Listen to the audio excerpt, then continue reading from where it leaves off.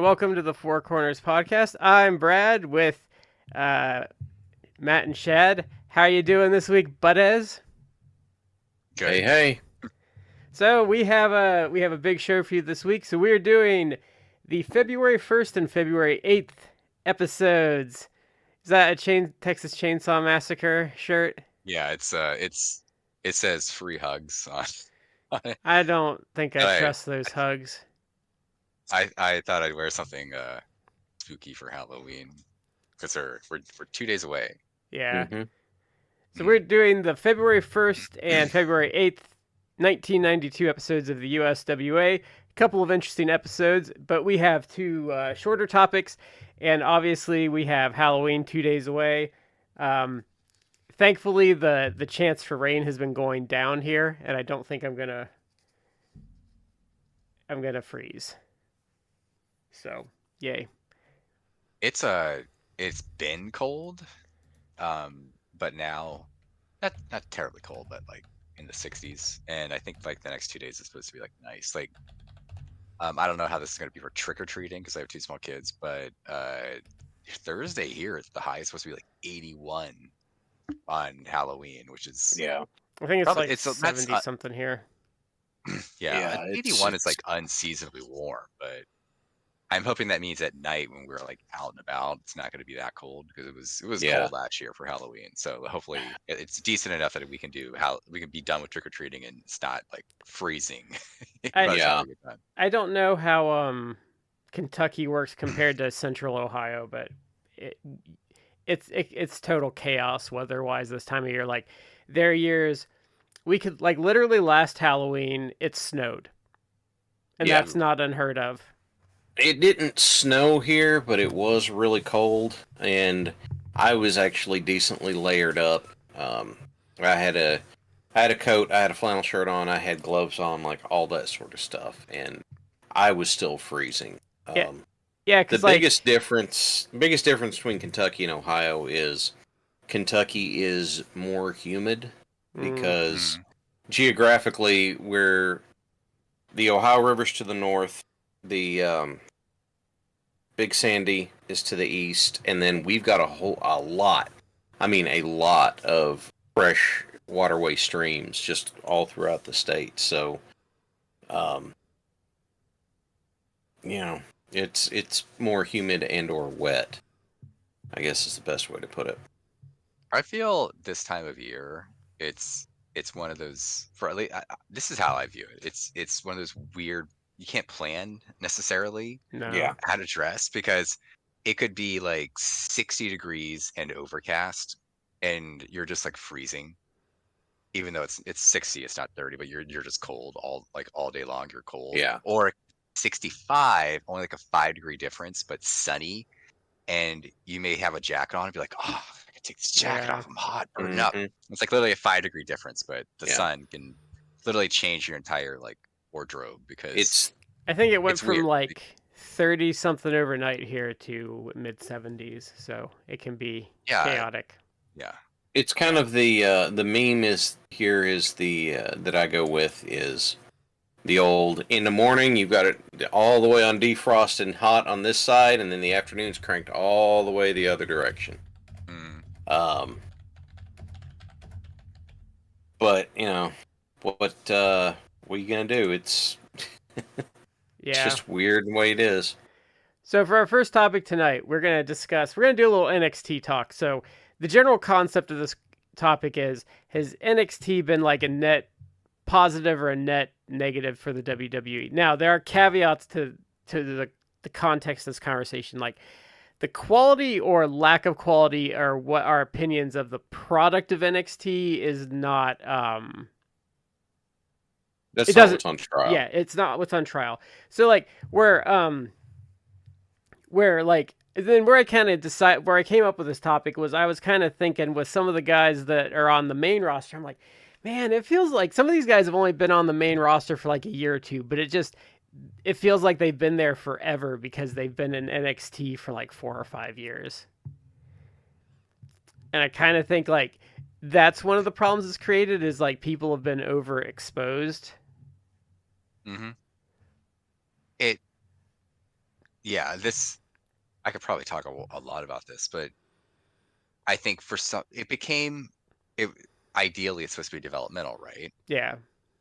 And at least in the older days, like when their actual developmental was like OVW, you didn't see it. I mean, maybe locally, like they had it, but you wouldn't actually see it like obviously you see it now, like on a streaming service or really on cable and now like on a network TV.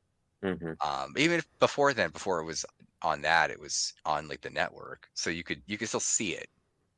And it developmental in concept, it should be like either guys who they need more time because they're literally just starting out and learning, or it's guys that maybe you're trying to get them adapted to the style. And when it was black and gold, as they said, they did the concept a little better, and it's like, okay, so we signed, for example, we signed like El Generico. So now we're debuting him without a mask, Sami Zayn. So it's like, okay, let's build him up, whatever. And then you have like a year or so. He's obviously doesn't need to be taught how to work, but it's like you're establishing a new character and building him up, whatever. And then it's like, okay, now time to bring him up to the main roster. Okay, he wasn't there like 10 years, but Yeah. Yeah. then it became this thing where it's like, oh, now it's its own brand, not developmental anymore. It's like its own thing. And because of that, it's like you need dedicated stars, right? And again, it should be like, well, you're churning things out, you're rotating because you're just getting you have a guy in there like a year or so, and he graduates to the main roster, and then by that time you have like new guys to go through, or you have the guys that they still need to be taught, there's seasoning, whatever. Okay, but you're supposed to have like a high turnover. They stopped doing that. It became like, let's have the Undisputed Era for like 5 years in NXT. Like they literally were like in the main event of NXT War Games like 4 years in a row. And it's 3 or it's 4 like times. Yeah, it's like this. They should not have been here this long. Well, I think Johnny it turned into Gargano was there forever. I think it turned into, well, we don't really have anything to do with know what to do with these guys, but we don't want anyone else to have them, so we're just going to sign them and stick them in NXT for like 5 years. It obviously, because Vince was in charge, it's a lot of the guys who got left there are guys who they were on the smaller side. They're not exactly like the types that Vince likes, so they weren't going to get called up, or if they were going to get called up, they were going to get lost in the shuffle. Like people, obviously, there are a lot of Fed fans who don't value anything other than the WWE, but it's like, well, why wouldn't a guy like a Ricochet leave if he still cares about this as an art form, because it is an art form, and cares about what he's doing? Then he could leave, probably get a good paycheck. We're now in the position where he could leave and get a good paycheck in AEW. And I'm sure he did. I'm sure Tony Khan's paying him quite well, but he can get to have like good matches with people that are he's gonna be able to kind of elevate himself back to the level he used to be able to do, and didn't really do much in the WWE. Well, at least once he got out of NXT, because he was having some great matches in NXT, but once he got out of that system, he was just lost in the shuffle. Well, it's like, here, enjoy your 3-minute match against Otis, and especially whoever. Now, like a lot of those guys, like Andrade and stuff, like some of those guys only work like once a month, maybe twice a month. Yeah, which I think for some people that are there, or are in the process of going there, like Pentagon, even though I like Pentagon, that's I think what they want. Like he wants to go there and let me work like 5 minutes once a month. I mean, if you're getting old, I'll make money and merchandise and everything like that. He's not that old. He's like late 30s. Yeah, but I mean, you got to think the pros for someone like Pentagon or anyone. You don't have to do the grind anymore. They're going to take care of all your merchandise stuff. You just show up, maybe work at once every other week for 5 to 10 minutes. You might have a 20-minute match in there, do a house show here and there. Like, I think like for someone, especially if you're like thinking like, you're starting to think about the end winding down and stuff. Like, I think the WWE is like a guaranteed paycheck. And like I said, they're going to do all the merchandise stuff. You don't have to grind that anymore. You don't have to go out at shows and like hawk your wares and stuff. Like, I can definitely, like, as much as I don't enjoy like WWE, like I get why people sign there. Like there is a definite I think advantage I to it. think yeah, for some people it's a calculation, and for some people I think it probably works. Like, would I rather they be there? No, but I don't necessarily fault someone like the Motor City Machine Guns signing with them, because it's like both those guys are like 40, a little bit older than that, like early 40s. It's like they have had 20 years of really good matches and a good career. So here, enjoy your retirement, which that's the joke, right? Because a lot of people like myself, it's like I don't really want to watch or don't watch WWE. So if you sign with them, you effectively retired from me, because I'm not going to watch you, because I'm not going to watch the product. But I don't begrudge them, because yeah, it's like, get that paid. You're 40. Like, Yeah, and, how much longer, especially the style that you work, like how much longer are you going to be able to physically do this? Why and not go and why get your not get paycheck? and why not get like Yeah. some, like especially for like those two, it's like you've been working real hard, you made a name for yourself on the indies and stuff. Why not do a couple years in the big leagues and try and get like your due as far as like recognition and stuff that you deserve? Like I think there are a lot of reasons to go to WWE. Like it's not a product for me, but like I don't, especially like certain types I think are better off in WWE. Like I know like the talk is about Wardlow going, and I think like that's a better place for Wardlow than AEW It is, probably is. I because think, he's more to yeah, their like style. I think they know how to use someone like him. Um, there's he a lot of probably, places to stick him. Now I think like I know Ricky Starks is going. I think Ricky Starks is making a mistake doing that, because he is not their type.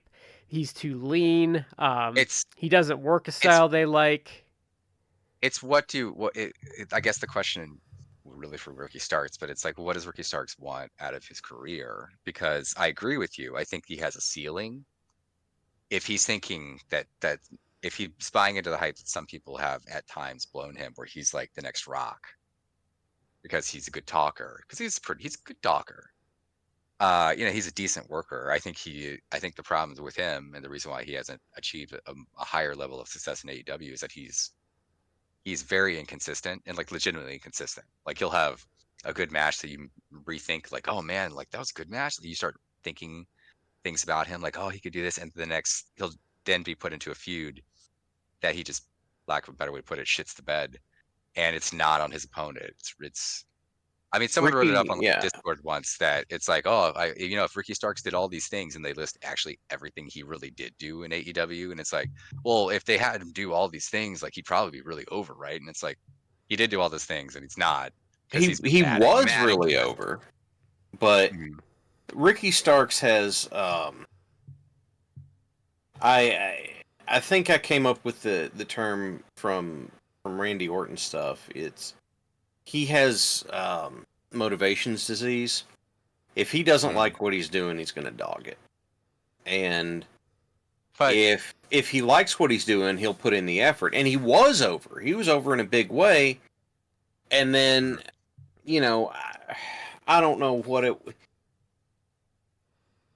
He had the thing where he decided he was going to take a shot at Copeland, and then Copeland hit him back real hard, and mhm. then um, he seemed kind of grumpy about that. And then he had the team with Big Bill, and they put over Sting and Darby for the tag belts, and then he didn't want to do the split because he was like, well, it's not gonna do Bill any favors. Like, it may not, but then on the other hand, Well, he didn't want Bill's to. gonna get himself back over. Well, he Like, didn't want to.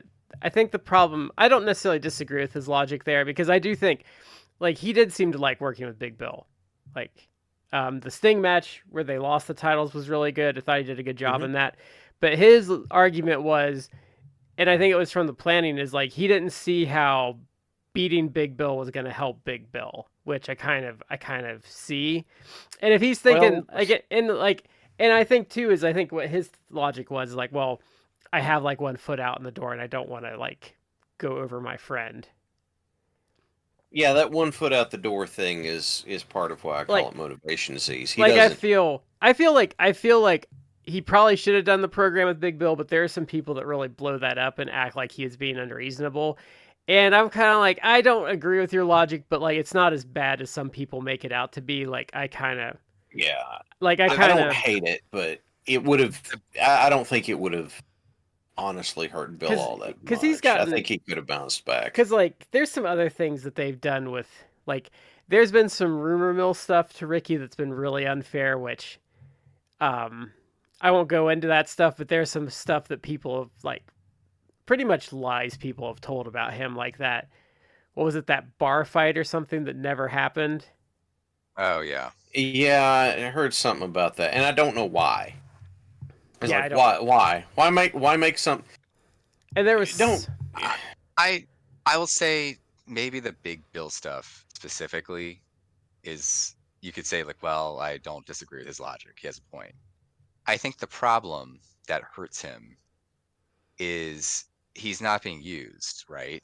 So if you're not being used, I mean, the AEW does have a lot of people, but it's not as if like we're dealing with, I know he's injured, so he's not the best example, but for example, let's use him. Like, we're not talking about the Blade, no, where he predominantly is just used as glorified enhancement talent anyway. Like, you're not putting him in like a big program. The Blade's there to mostly just do jobs. I mean, I actually love the Butcher, but he's like the same way. He's, big, impressive looking guy. I actually like him. I think he's a decent worker. He's used as like glorified enhancement talent. Like, they're AEW's version of like high voltage. I think they're better than high voltage. I think better than they're, that. But they're a spot on the card though, because high voltage did win like matches against name talent sometimes too. Yeah. Point is, Ricky Starks was feature guy for years. And he's now not being used. And AEW, they don't use you largely for two reasons, or I suppose three. One is you're injured. Two, you're declining plans that they've given you, which is somewhat like Miro's case. Or you're perhaps like near the end of your contract and you have either signaled or they believe 100% that you are leaving to go elsewhere, i.e. the WWE. So I think he kind of hurts himself, or I don't know if he's doing this intentionally. It's a passive aggressive thing, whatever, but he constantly will say stuff. It's like, oh, he'll tweet. He'll like go for like weeks without tweeting. And all of a sudden he'll randomly pop up and was like, well, it's all a bunch of lies. Like, I'm not injured at all. It's like, okay, well then there's rumors that you are just declining creative. And you also pop up all the time, like behind, like at a picture that someone took of like being backstage at like SummerSlam or something, hanging out with Cody Rhodes. So people if you're not injured and you're saying to everyone from your own mouth, I'm not injured, then people are going to assume either one of the other two things are true: the rumors that you are just declining creative, or that you just can't wait to leave the promotion to go hang out with Cody. And so it's either one or both, I have to assume at this point, because otherwise why won't Tony Khan use you? Like, he used you consistently for years. It would be odd, in my opinion, that all of a sudden he'd be like, I don't need Ricky Starks anymore. Like, I think it has to be one or both of those things. The other thing that gets me is that for all this time of not being injured and complaining about not doing anything, Ricky Starks didn't show up anywhere else doing anything else until like last week. Yeah. He showed up at like one independent show. And he didn't even, I don't think he wrestled. He did like a spear or something, and then something I think could set up a match, I suppose. Did he do much indie wrestling while he was under AEW contract? Because I don't feel like he ever really. I don't think he did. I don't think he did. Yeah. But it's okay. So the difference I have is, and I am still unhappy about it. But I know the rift happened, and that's just how it's going to be. But like, Danhausen has been going out, and I mean, he's been pounding the pavement, getting out there doing stuff. It's like, well, I'm not doing anything there. Guess what? I'm going to go, and I'm going to make sure that I'm everywhere and doing stuff and that sort of thing. The thing is, though, Danhausen is a grinder. Like, I mean, that's the thing. Like, that's the whole. I mean, that's the whole reason he got a job in AEW is he grinded it out. Because I mean, if you look at Danhausen, he's. I mean, I'm not. I think he'd say the same thing, and he's not a great wrestler. And that's what he said when he was on Conan O'Brien's thing. He's like, yeah, I did it for like 8 years and no one gave a crap about me until I put the face paint on and started being like me. So A character. yeah, and the thing is like Danhausen grinds. Like that guy, I would say there are a few guys like that have the work ethic that he does. I think he is. He has improved himself, but the bad timing of. The best thing I can point to is that 4 Corners tag match that he was teaming with Cassidy in, where he got hurt. Like, dude was one of the first people in the match, and he was tearing it the hell up. Like, he was going out there doing work, and then he got hurt, and that sucked. But through all of that, you know, it's, and now I'm sabotaging myself because I started down this line without thinking ahead, but a lot of people who do you compare yourself to? Someone who's not being used that goes out there and works, like Danhausen, or someone who's not being used and apparently like left the country like Miro, and you're just like, which one are you coming off as similar to, dude? Because it's not buying you a lot of sympathy. Yeah. And I don't think moving I don't think the E is Ricky Stark's best bet. I don't think it's going to be a good fit for him. I just like don't think Ethan Page apparently it was a better fit. I think Wardlow would be a better fit. There's just, some of that stuff going around. Like they like big bloated muscles. He's not the right look. Especially with the injuries he had, I don't think putting on bulk would be a good idea for him, because that was a pretty, when he came into AEW early, that injury he had was pretty bad. Yeah, because he missed a lot. Well, he did, and then here's the thing that I think about is he's not going to be able to do his finisher to near as many people in WWE as he does in AEW. Well, it's Roman's deal too, so he's... Well, I was talking about the Rochambeau. Oh. His double underhook dominator. Yeah. And then, he's using the spear as a big thing, and that's Roman and Breaker, and it's like, dude, this is not gonna... There's a number of layers why I don't think this is the right move. Yeah, and like I said, they like big bloated muscle guys. He's very he's not like, the thing is like he's built, but he's not their kind of built. He's very lean. He's more lean, yeah. Yeah, he's like an athlete. He's like an athlete built. Yeah, more like baseball than football, or like UFC. Yeah. I think these are all valid, but it kind of does go to like, well, what level of success do you want? Like, if you want to be like a main guy, I don't think that's ever going to be in the cards for him in WWE. Maybe, I guess, you know, if he starts at NXT, they gave stupid Ethan Page the title, and I'm sorry, like, people see something, including you, Brad. Sorry, I feel like you guys see something in Ethan Page that absolutely don't get at all. I've talked about Ethan Page is a solid hand. Like, if he showed up at your door and said, "Hey, will you book me on the card?" It'd be like, "Yeah, I got a spot for you." He's like in that. He's just a stable hand for your mid card. He'll get himself over. He'll stay over. You don't have to do much with him. Like, you can job him out a lot and he'll be fine. Like, that's what I think of Ethan Page. Like, some of the people, like a certain idiot that shall go unnamed, who still, keeps saying we don't understand his point when he keeps lying about all of those points. Or ignoring... Yes. Our Scottish friend, yes. Trevor. Yeah, who lied about his YouTube subscribers and then said that wasn't the point. And then when we pointed out that the ratings went right back down... and they're because of Joe Hendry that we didn't get it. But but he's a stable hand. He's a pretty good worker.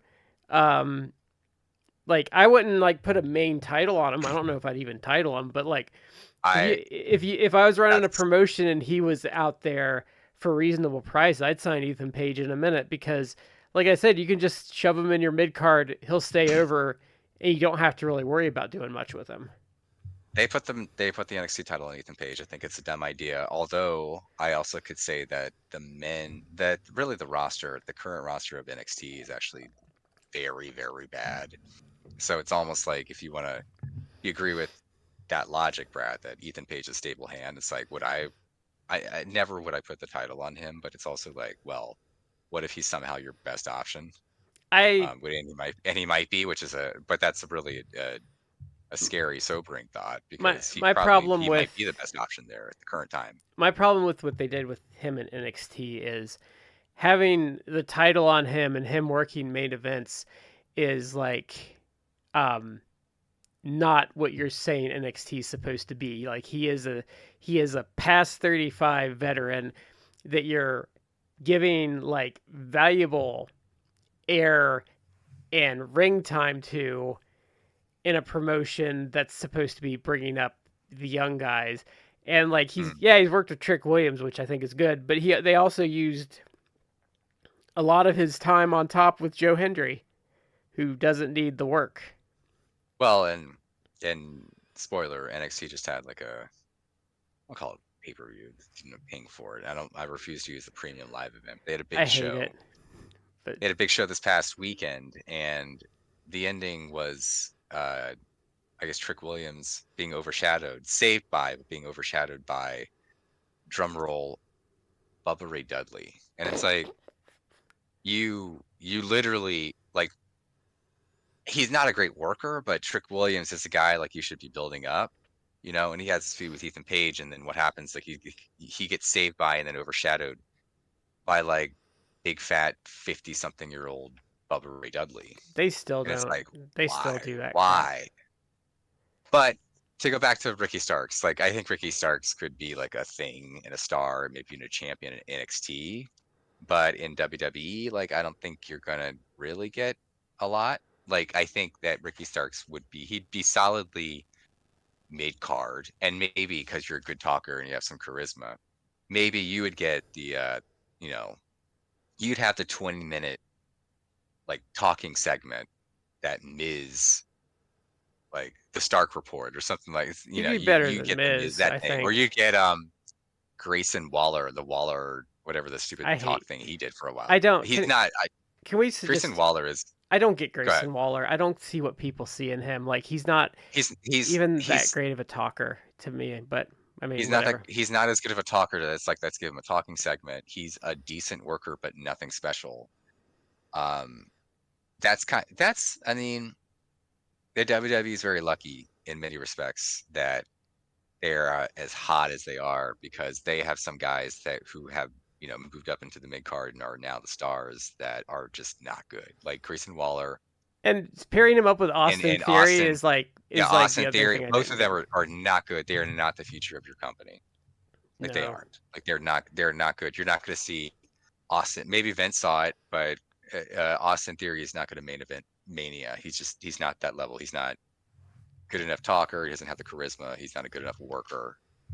I think Triple H has had a more realistic view of Austin Theory, and like as much as I dog on Triple H as a booker, I think hiding Austin Theory in a tag team was actually probably like the best use of like if you're stuck with him, like just shoving him and Grayson Waller in a tag team so you don't have to look at them is probably like the way to go. Yeah, I would say Ricky Starks is an improvement there, but I have the best idea of what we can do with Ricky Starks. So we're gonna make him a manager, and we're gonna call him Muff Flanagan.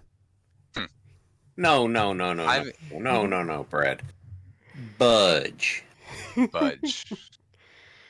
So I think other than the overexposure issue, and I think the problem of like signing I think it is kind of is a problem that you're signing Ethan Page and giving him valuable time on your developmental promotion, but like the overexposure I think is a problem. Now, what do you guys think as far as like negatives or positives that it brings to the WWE?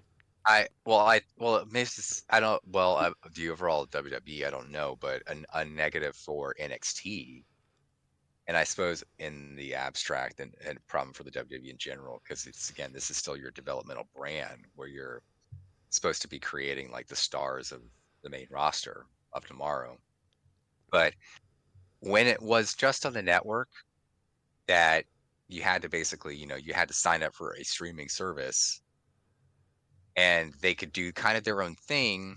Things were allowed to kind of progress more at their own speed or what have you. But now that it's on TV, it's, you have to fill a couple hours of content every week. I think the hour And so, versus 2 hours I think an hour was much yeah, more beneficial to them. but you're putting people on TV that are just, they're not ready at all. But this goes in with the whole concept that what WWE has become. It's like it's a content mill. Yeah. You're just grinding Yeah. out content. So And don't complain. Like, just Well, and I just think excited for next products. I think ultimately if they ever cool down, like the content mill thing is going to make it really hard for them because like Oh, I've told people they're to get cooling down. yeah, I've told people They're like cooling down. I've told people that People they like get to think that they're not. frustrated. Well, yeah, Mhm. they are, but like people get frustrated that they don't resolve stuff, and I'm like, whoa, but like, yeah, because they're a content mill. If they resolve like something on a pay-per-view, like then they have to figure out something else to do, and then like so, when you're because like they are a content mill like that. I don't think they'd even disagree with that. That really disincentivizes you from moving things along because like they have a lot of TV time to fill and that's really hard.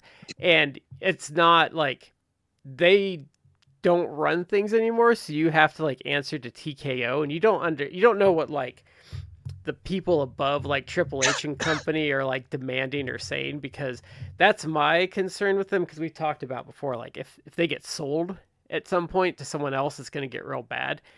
And Mhm. I don't know how prepared TKO is for them to go cold. Because the thing is, they will go cold because it's wrestling. Like someone will like It's a AEW cycle.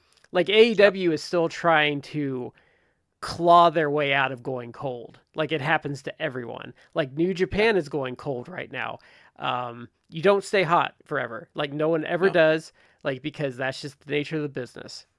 And they're going to go cold again. And I think they're starting to cool off a bit. They're starting to, and people may disagree with that. And yeah, they're still doing a lot of money, but pay attention. Like 6 months ago, certainly a year ago, they could sell 12,000 tickets for a random Raw or SmackDown. It's like, pay attention now. It's more like 9,000, 10,000. Yeah. And it's like, well, that's still thousands of people. Yeah, Like, and certainly Fed fans would argue, well, that's like 4 or 5 times what AEW does. Like AEW wishes they could be WWE. And it's like, yeah, but think about it this, like 12,000 now, like 10,000, you've lost like 2,000 people, and that's like that's happening consistently. It's like that's only like that's a sixth of your audience, or that's not nothing. And if AEW was doing, let's say, 3,000 people regularly, and all of a sudden it's now 2,500 people, they've lost a sixth of their audience. So 500 people now are not going to the shows. Like, you would see just people endlessly like talking about that. Oh, they lost, and it's like, yeah, so it's more modest now because still a lot of people, but it's starting. Well, And I think part of it because we're on now what, year 3 or 4 of the Bloodline, and they have really, I feel, 3. No, it just started twisted as much blood from the stone as they can. It's awful now. I'm guessing it'll heat up a little bit over the winter, as it should in the lead up to It the always Mania does. season, They can be because the Rock will probably come back and things will get exciting again, and they'll do some sort of Rock well, and main they event always at Mania. business can be as terrible as possible, and they'll always get some lift from Rumble to Mania. That happens every year. But the other thing is, Yeah. like, I don't think people understand what you mean to when you say something goes cold. Like, I think they think of like, WCW when it got real bad, or the AWA like when it died. Like they could, going down to 8,000 tickets consistently and drawing like 3/4 of what you were drawing, like that could be going cold. But the problem is, when I'm talking about stuff like that, is if you're like the WWE people, it's like, that happens, which is a fair, it's a fair, like, well, it's a cycle, we're just down a little bit. But the problem is the TKO people. is where the problem is going to come in. And they're going to be like, well, why the hell, are we getting 8,000 when you're getting 12,000 6 months ago? And I don't think someone that's not like as used to being in the business is going to understand, like, look, dude, this is wrestling. Like, we're just down for a bit. We're going to be down for a couple years, but it'll go back up. We'll hit on something, like that's where I think. Because they just got new TV deals, they may be insulated for a little bit because of that. But they're locked in for a long time, so I think they'll probably be okay. Yeah, but let's say they're on the path to going cold. Let's say that is protracted. So let's say they really go cold 2 years from now, and so it's 2 years to like the new TV contracts, but they don't pull themselves up in 2 years, because let's be honest, like usually when companies go cold, it's not like, oh, we went cold for like 2 months. It's usually like you're cold for a while. Yeah, like I said, So AEW's been trying to claw out of cold for, because I would say they're not as cold as they were, but they've been trying to claw for a year from their coldest, and I think they are going to have to claw for another year. Yeah. So I didn't get to put my thought in about the original topic. Oh, I'm sorry. I wanted to. I think that it used to be a benefit, but the thing that is different now is, as bad as the bloodletting days were, that would cycle people out, and you had space to move folks from NXT to the main roster. And now nobody's going anywhere. You don't have anywhere to put new people you bring up, so they sit in NXT. Like, were there benefits in the past? Sure, you got introductions and people got a chance to flex their muscle they wouldn't have otherwise had a chance to. Bailey, Sasha at that takeover, like, they wrote their ticket by doing that on an NXT show, and that made them a spot on the main roster. And so you had people you were training up, and then you had a way of you don't have it, but hey, we can have him do a 6-monther in NXT and then pull him up, because it's not like Zayn or Nakamura were there for that long. They did or Owens, they did their thing, then they came up and went from there. But we haven't had that for a long, long time. No, and I think that's you're not really developing anymore. You just have people who've been there for a while and aren't getting better, or people who are like, why are they not on the main roster?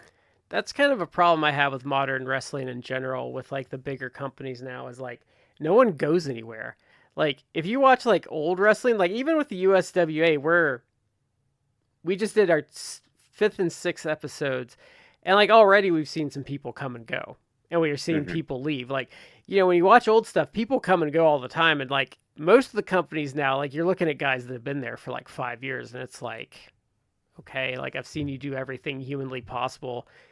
Like, could you go somewhere else? Like, I think that's some of the frustration with Jericho right now, is like he just needs to take a break for 6 months. Yeah, the other thing is NXT is going to have themselves a little bit of an adjustment period here for the next probably few months, because where are they on now? CW? Yeah. Is that the network they're on?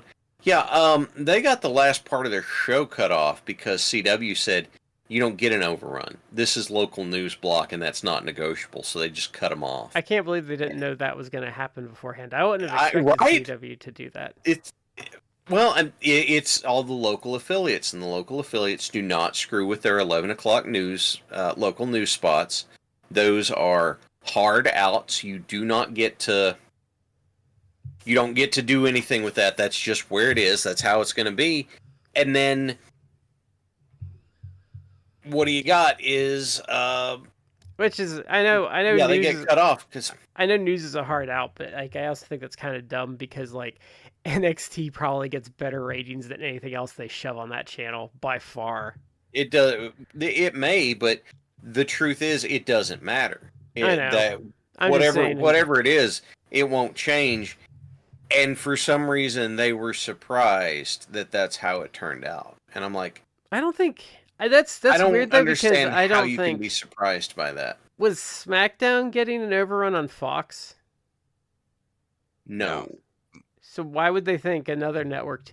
And I don't think SmackDown. Because the NXT was getting it wherever they were. Oh, so on the previous network. Was it like an on the NXT level problem then? I know everything that I came across said that it was an issue with folks at NXT talking about it. Oh, okay. Going along and not timing it and that sort of stuff. Because I saw the story and I was like, of course they're not going to get it cut off. They're going to get it cut off. It's network TV. Yeah, you don't get to like if you AEW gets overruns because they go and request them. Yeah. They don't just get them because they ran long. Yeah, and they're overrunning like Big Bang Theory. Yeah, like and it's 8 to 10. The hard out would, if it was local news, and it's really not because it's TNT or TBS, but it would be at 11. They're not up against that time block. Yeah. So our other topic before we get to the main topic is, so this is Modern Era. So Modern Era, for the sake of this show, Modern Era is, it can be, we talked about this a couple shows ago, but typically that I consider that 1985 to now. So this topic is, do we consider Lex Luger to be the most underrated wrestler of the Modern Era? Because I was thinking about it, and he still has like the narrative is starting to shift and people are starting to realize it, but there's still this idea that he sucks in some circles. And even from this show, or the promo I posted just the other day of like his pre-Clash promo, that's just amazing. It's like, he's not bad. Like, he's like, I would say he's actually really good. And like his big moments, I think, I like Sting a lot better, but I think his big moments, like in the grand scheme of like the landscape of wrestling, hit a little better than Sting's did. And like, we watched like that Rick Steiner match with him as the champion was really good. The Ron Simmons 2 out of 3 falls match I thought was shockingly good for what I was expecting. His run as United States champion 89, like his whole 1989 is really good. His stuff with Flair's pretty good.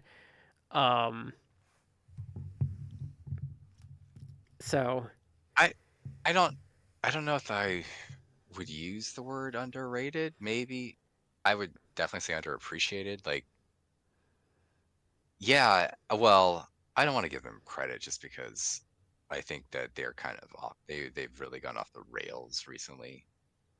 But I know like the Observer Group or Brian and Vinny have kind of come around on Lex Luger, and it's like, yeah, well, we did it simultaneously because we were just watching, older footage of Lex Luger. But yeah, I mean, Lex Luger was actually, I don't know, I thought this way, like that he just was never really that good. And I don't know why, other than like he's not as dynamic as other people were. Even like Sting, who he obviously was very closely associated with. Sting is more like dynamic and more charismatic, and was a bigger.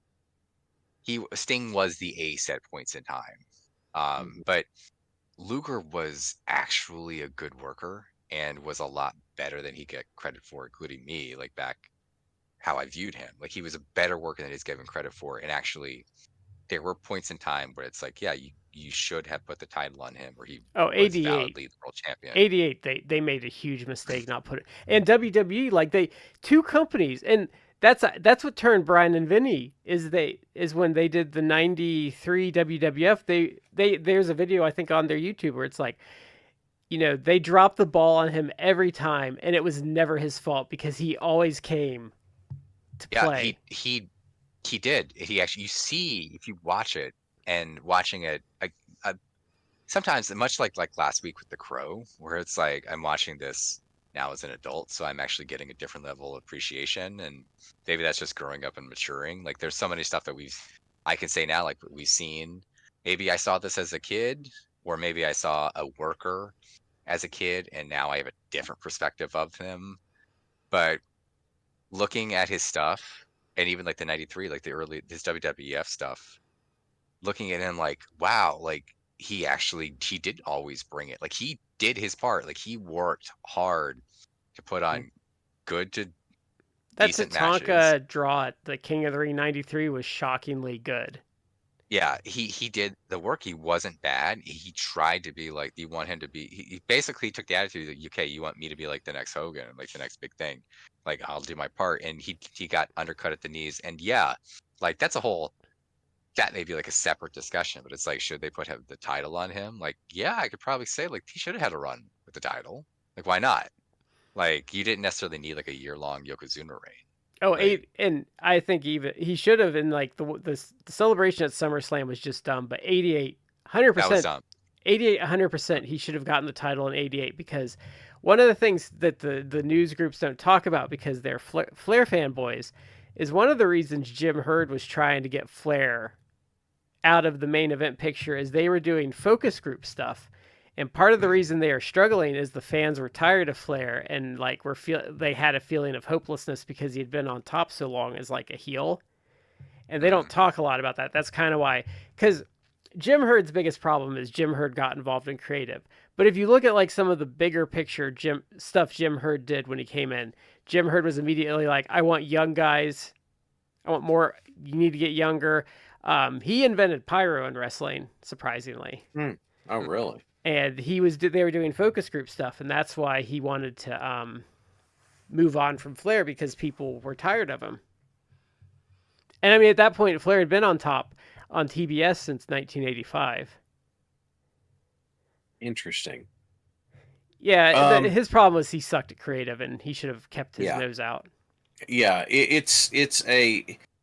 If Jim Herd's approach had been, look, here's what I want for you to do. I'm going to have you do it. And in a year, if we don't have this sort of stuff happening, then I'm going to get other people to do it. That would be a totally different thing. But, I can't give credit to the guy who came up with the idea of the hunchbacks who thought they'd never get beat. Because it's like, dude, you don't even watch your own program then. How Sting uses a submission finish most of the time. What do you think's going to happen here? Don't forget the ding dongs. Yeah, I keep trying, but I posted that match in the Discord a couple weeks ago. I know, yeah. I know you did. It's funny the crowd pops because they broke the bell. So, when you say underrated,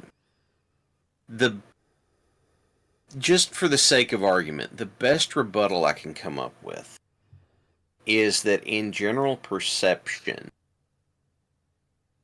probably the most underrated person would be Warrior because of the hit job that WWE ran on him for a long time. And, the self-destruction of the Ultimate Warrior is basically dogging everything. If he was so bad, why did you push him to the top, to the top belt, Vince? Well, the answer is he wasn't, and your butt hurt, and so you're taking these interviews with everybody and telling them, make sure you talk shit about Warrior, and then cutting those out and piecing that together. And you can't, I'm sorry, he's not a good worker, but he's not good. No, but what I'm saying is he's not a good worker, but the way people portray him is I am sorry. You can't be as bad as you're saying he is and have the high-end matches he had. It is physically impossible for one worker to drag someone that much. He had to hold up his ends of the bargain. And I would say the I Quit match with Savage, he specifically adds a lot to that match. And I mean, Shad's been in the ring. Shad, could you have a high-end match with someone as bad as they say the Warrior is? As bad as Warrior was portrayed, no, you're not gonna get a good match out of someone who's portrayed as being that bad. You're just not. Are you gonna have a good match with it? Okay, the match was Savage. Savage was one of those guys who he charted everything out. Savage was one of the guys who did write a script for the match. Apparently the Warrior Savage match had something like 12 pages of notes on it or something like that. I think it was something like 12 to 20. But the thing that I'm thinking is that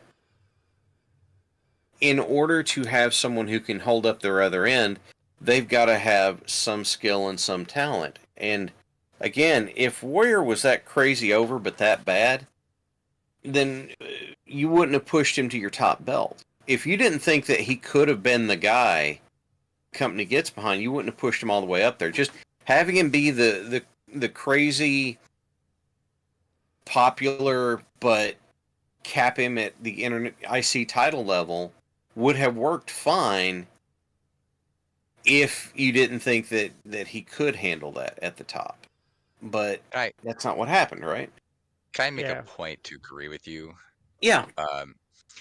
Just specifically thinking, like, okay, just picture wrestling as just like a play, and a play in what happens in a play, like you have to memorize, of course, like the scene, but you also need to memorize your lines or the actions you're supposed to take in the play. If there are things you're trying to communicate that are not necessarily just dialogue. You were a worker, so you specifically know it's like and there's an intangible part of that. You might be so scripted out that it's like, okay, the finish is going to be like, you're going to do this big move, then I'm going to do this other big move, and you're going to like, no sell that, and you're going to hit your big move, and like you're going to beat me, and then you're going to pose, whatever, however the sequence is. But you were a worker, so like maybe you have like 12 pages of notes about how things are supposed to go, and maybe even sequentially like how they should happen. Mm-hmm. But you know that during that, even if you have factored in, it's like, okay, I'm going to do this action, and that should hopefully like elicit a reaction from the crowd. But what if it doesn't? Yeah. Or what if it does do the exact reaction, but there's subtleties that you have to be like, okay, I'm going to do that. Let's say you're playing, I'm the heel. Like, I'm going to do this thing, and I know I'm going to get like a heel reaction from it. But what if like I can do things there that I can like, because if you're experienced, more like experienced you are, the more of a talented worker you are. Yeah. You can manipulate that. You can draw that reaction out. Maybe it's something like even just a subtle thing where it's like, we're in the corner, it's supposed to be a clean break, and like the ref's like, looking the other way, I like pop the guy in the mouth illegally. And it's like, oh, heel action. Something very simple. Yeah. But like the crowd gets a reaction, but then maybe I am skilled enough that I can like work that. So now like I hyped it up. Now the crowd is like even 10 times more like, this motherfucker. Like I want to see the face rip his face, like tear him a new asshole. Yeah. There is a skill level to it, and I agree. It's like Warrior, I don't think he was a great worker, but it's like you can't have created some of the, again, to make it all high and mighty, the art that he did, especially with Savage and some other people, and not draw like the emotions he did and kind of like what he got out of specific matches without having some skill in it. Yeah. Like I would just say he was just not the word of the podcast, inconsistent. He was very inconsistent. You have to also be able to execute. Like Shad and I, Shad could like be having a match with me, and he's like, "Okay, I want you to finish me off with a top rope fuckinator," and it's like, Shad, have you seen me like try to move? Like I'm gonna fall like on my face. Like just because like you do the notes, like you still have to execute that. So like I said, if Shad's like, okay, you're gonna do the top rope fuckinator 1, 2, 3 finish, and then I'm gonna just fall on my ass and it all falls apart. As an aside, that reminds me of like an old, I forget what match it was, but it was a very self-deprecating comment that Jim Ross made because someone gave their opponent like a drop kick from that. They literally went off the ground like 2 inches.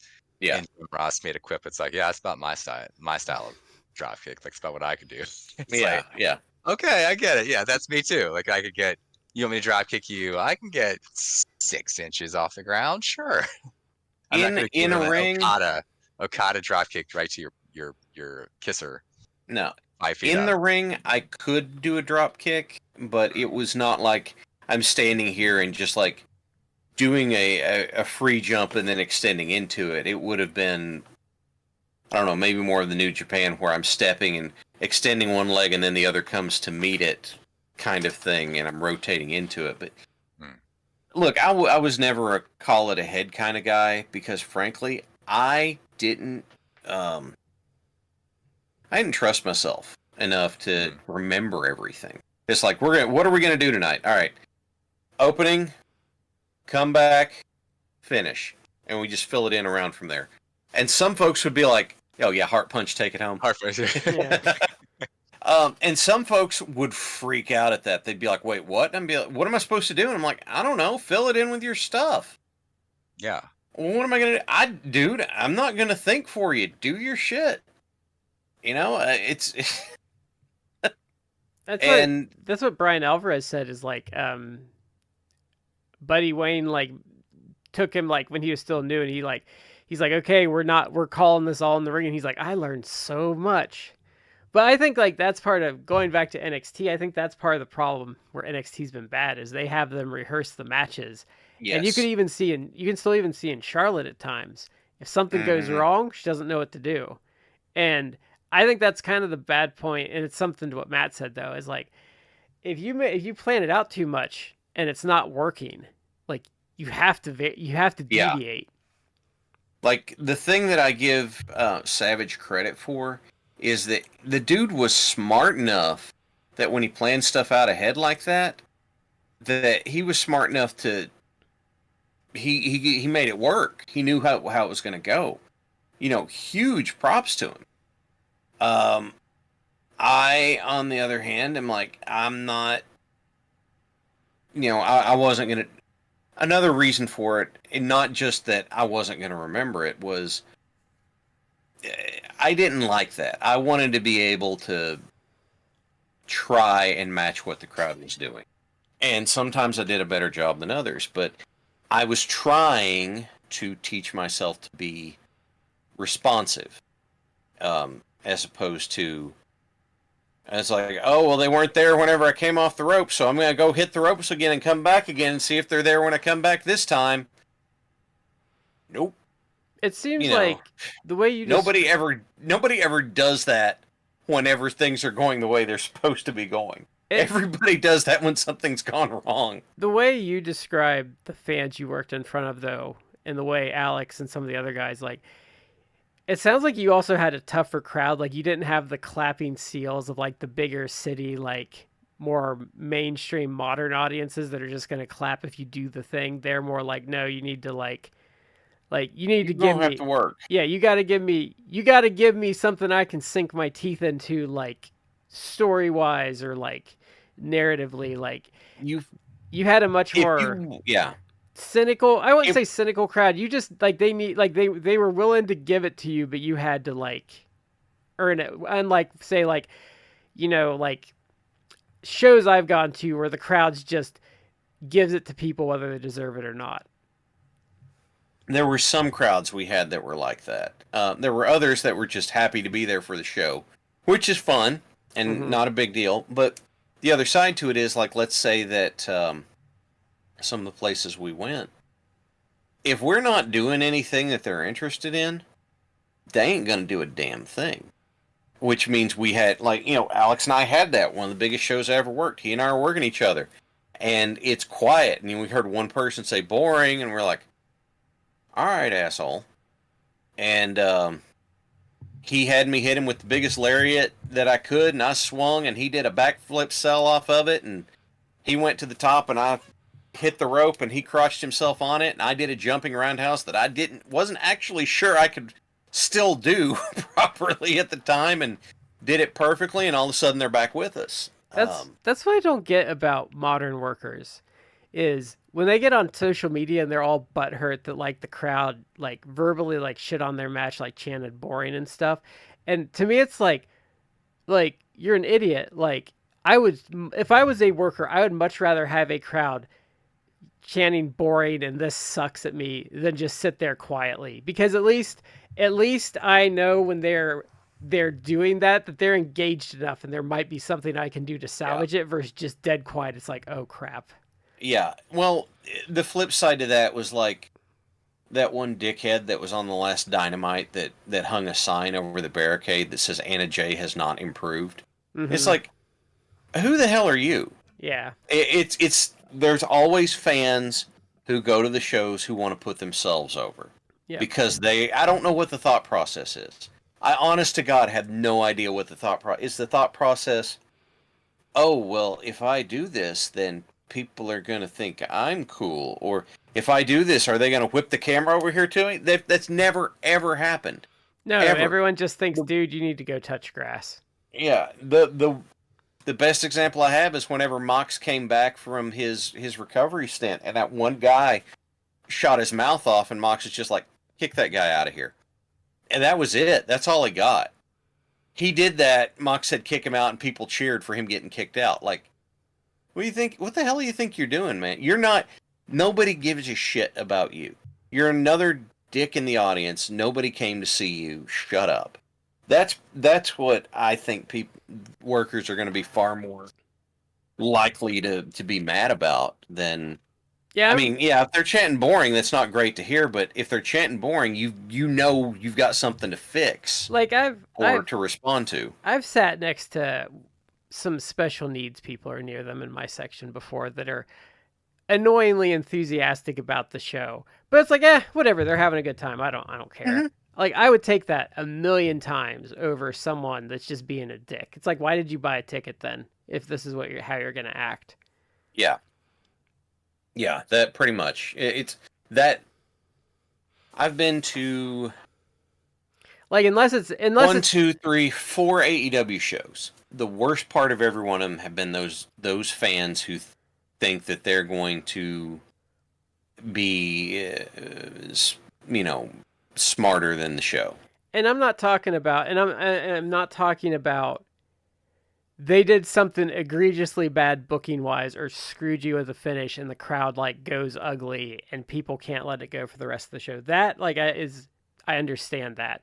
It's someone that shows up and before anything even starts, they're crapping on it. And I've seen that at all sorts of shows and it's annoying because it's like, why are you here? Like they haven't even done anything bad yet. That one guy that started chanting CM Punk as soon as Hangman's music hits, and it's like, dude, shut up. Yeah. Like, why are you here? Go away. Yeah. Okay, so for our main topic of the evening, so this is the February 1st, 1992 and the February 8th, 1992 USWA TV shows.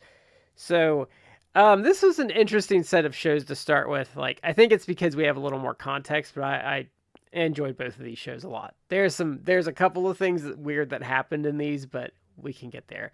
So we start the 2-1 episode off, and it is the weekly ritual of murdering in a blood sacrifice a couple of jobbers by the Moondogs. So I have developed this theory, and the second episode actually bears this out a lot. So I think the whole problem here and why the Moondogs are just so mad is because they really hate the fact that Dave Brown has a table, because it seems like their goal every week to steal the announce table and do something to it. What is Dave Brown's job involved? Tables! Yeah. God, Matt, you sent me that skit, and I have not been able to get that out of my head. I don't want to hear anything about the tables. What's her job? Tables! What do you mean? Guys, what'd I say?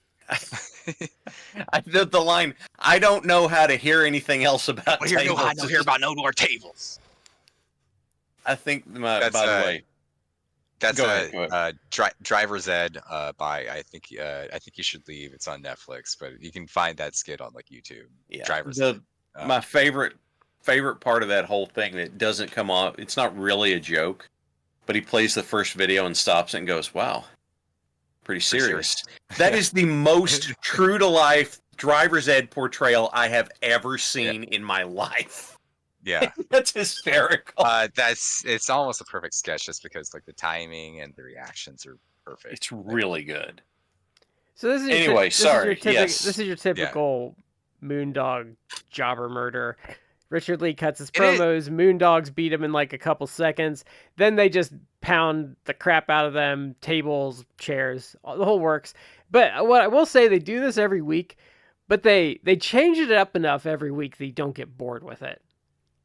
You don't, but I was noting this and it crossed my mind. It's like this again, the Moondogs were essentially like jobbers in the WWF at the time, like back in the day, like the 80s, like maybe like about like much like Butcher and Blade. It's like you kind of like you have a gimmick, so you're kind of unique and distinct, but you're always going to lose essentially. So you have like you're known, Yeah. But you're like a jobber to the stars or a glorified jobber. Well, they did like, have a tag but title run they because it's one of my favorite things. Is they had to sub one of them at one point, and their excuse for having to sub it was that one Moondog got hit by a car.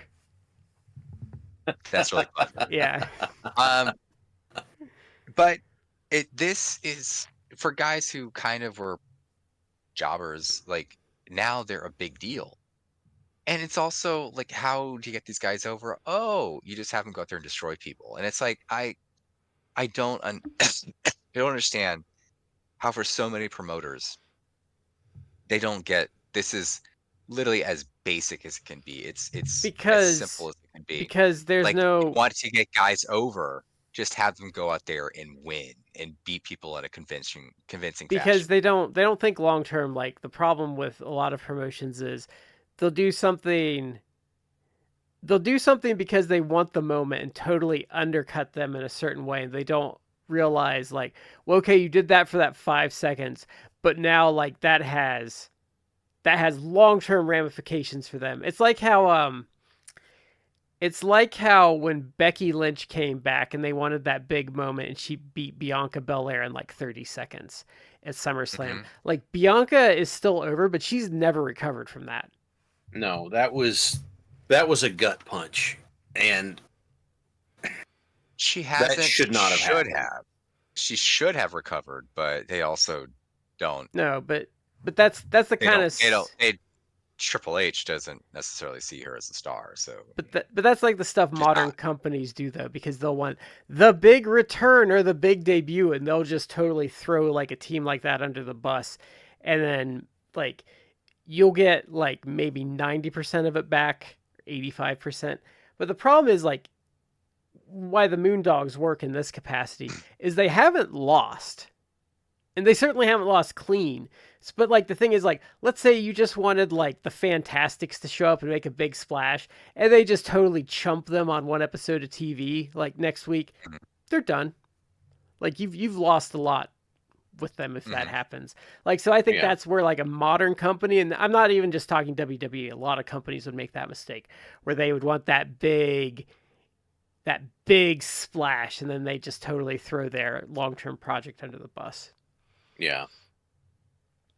So then we get a recap of the Moondogs and Jarrett Lawler. This is the usual mayhem, and then there's a fake Richard Lee that comes out and interferes. Because at first I was like, Richard Lee had some ups, and then I see the real Richard Lee. Oh, that wasn't Richard Lee. Oh yeah, I was watching this and like so Richard Lee has like this almost like a burn mask type of thing, or yeah, because he got fireballed. He got fireballed by Lawler. It wasn't. Yeah, it was 2 weeks ago, I think. Yeah, or the week before. And so he has like one of those like all white or kind of like the Invisible Man setup. Yeah, but so you can't see his face, but it's not like one of those obvious like cheap wrestling masks. It's just it's like a burn mask type of thing. But I was watching the footage, and I was noticing like the masked man was like taking bumps really well, and I'm like, oh wow, like Richard Lee, look at Richard Lee like taking some bumps. But then he appeared, and I'm like, he took was it a pile driver or something? The masked man, I think he took some move. Yeah. And I was like, ooh, that was taken a little too well. Like again, watching wrestling as long as we have, you can see certain things that obviously Shad, you would know better than anyone because you were a worker, but even like me, who never set foot in a ring, I can watch it and be like, I can kind of see like, oh, you could at least tell, oh, this individual taking this move has had the training because they took that perfectly well. Like that was and I was gonna be like, oh, Richard Lee took that really well. That's really impressive for a guy, because I tried to research him. Yeah, and guy was in the business maybe 2-3 years. Like he was not in the business long. He wasn't a guy who was like, well, he did some managing and other stuff, or he was a worker himself in mid 80s. So like he's kind of been low key, but continued it like he was in the business like now, and by like probably 93 or so was gone, or was about to be gone. But yeah, I think I noticed the real Richard Lee shows up. I think I noticed, going back to the taking it too well thing, I noticed last year that if I don't know someone, like, or I'm watching them for the first time, like, I can usually get a good gauge of their competency by their footwork in the ring. Like their footwork is a telltale. Like when we did the Dan Severn episode and he had only done a couple matches, like, oh, he has a lot of potential because he's real light on his feet, like the way he moves, like he's real natural. And like when you get those MMA guys that don't know it, they're real stiff and their feet are like together and stuff. So there's like, I would have a hard time describing it, but if you watch the way guys like use their feet, like you get a good gauge of their competency or how comfortable they are. Yeah. Yeah. But yeah, so the fake Richard, well, the real Richard Lee shows up. I'm like, oh, okay, well, that's why he was doing so good. Yeah. Yeah. And the real Richard Lee knocks out Jarrett by using the old chloroform rag gimmick. Yeah. Where he has basically, he has like, it's like a tissue. It looks like a tissue. Yeah. And he just like holds it over Jarrett's nose, and Jarrett has to like flail around. You know, So- it's odd. Like, Yeah. I've rarely seen it used in wrestling, but that's, Jim Cornette tried it. Jim Cornette did it in Ring of Honor when he was there, and like it got shit on hard because it was a dumb ending. Like, because So even at this point in time, like people were thinking that was a dumb ending. But There is I remember listening to Raven's U-Shoot. No, was it his U-Shoot or Secrets of the Ring? And he was going to use the ether finish, and everyone's like, everyone's going to hate it. He goes, that's because all anybody ever did was just go out there with a rag and didn't do anything. And so what he did is that he had two rags, and one of them he just covered up with something that smelled nasty, just get some turpentine on a or rag. something like that. And he's got that, but he had a clean rag, so whenever he went and like put it on the dude in ECW to do it with, he's not holding the rag that's got the stuff. He's got the other one on his face. And when I did, I mean, hell, that Russian chain match I had, that was the finish. Was I beat on this guy, beat on this guy, beat on this guy, he won't stay down. So I go and I grab my big coat and I reach in it and I come out with a towel and I come out with a spray can of brake cleaner. And I hold the towel up, and I don't spray directly on the towel. I spray sideways like this. So it shoots past. So it's getting everywhere, right? And then I take the towel, and I don't put that part directly on his face. I move it around a little bit. So what happens? Number one, the whole crowd hears the thing. Oh, God, they bitched about it. It's like, oh, it smells awful. Get the doors open. Let this air out. And then on the other hand, nobody argued, except one person like, hey, he's dosing it with morphine. It's like, well, not quite. But you can't just be like, oh, he's using ether, because if it was strong enough for the crowd to smell it, you'd be knocked out too. You've got to have enough of a smell that they'll believe there's something actually on the rag. Yeah. I think it's interesting though that finish and the concept of it is acceptable, but like people freak out when they do the obviously gimmicked like bag over the head thing that they did in AEW, where it's like they obviously didn't use a real. If you watch that, Danielson had his thumbs under the bottom of the bag.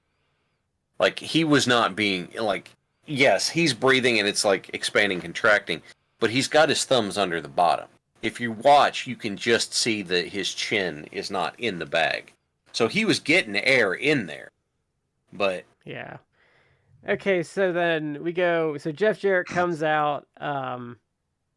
He does like he talks about Rommel the Desert Fox. It was kind of a weird promo. I think it was fine in the air. What was that promo? He's like, let me give you a history lesson, where he starts talking about a Nazi commander. right. And it's like, what? Like, it was long too. And I mean, not like 10 minutes, but it's like, you're given like 2 minutes of the story. And it's like, where is he going in with context of the time, it might have been a little better.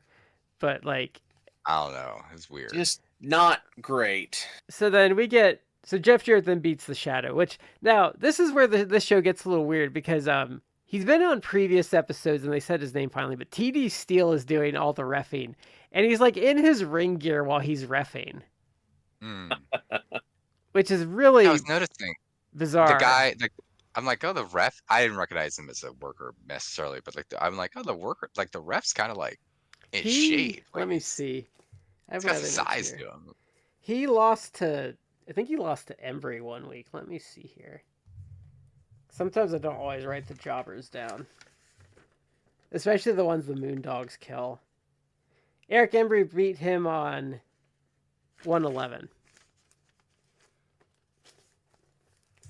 But he refs all the matches. It's kind of weird because he's like in his gear. Because at first I thought, like, is that the Scorpion? And I didn't realize the Scorpion's a fat white guy, so I just forgot because we hadn't seen him since week 1. But it was just weird because he's in like tights and he's in like a purple shirt and he's obvious like he doesn't look anything like a ref should. I don't know how they couldn't have gotten him into like a striped shirt. So this is just, your typical squash match. It was fine. So then Richard Lee and the Moondogs are back out. They introduce Flaming Star, who's going to be wrestling Robert Fuller. So I had who is a big fat dude, kind of with a mask. He's not like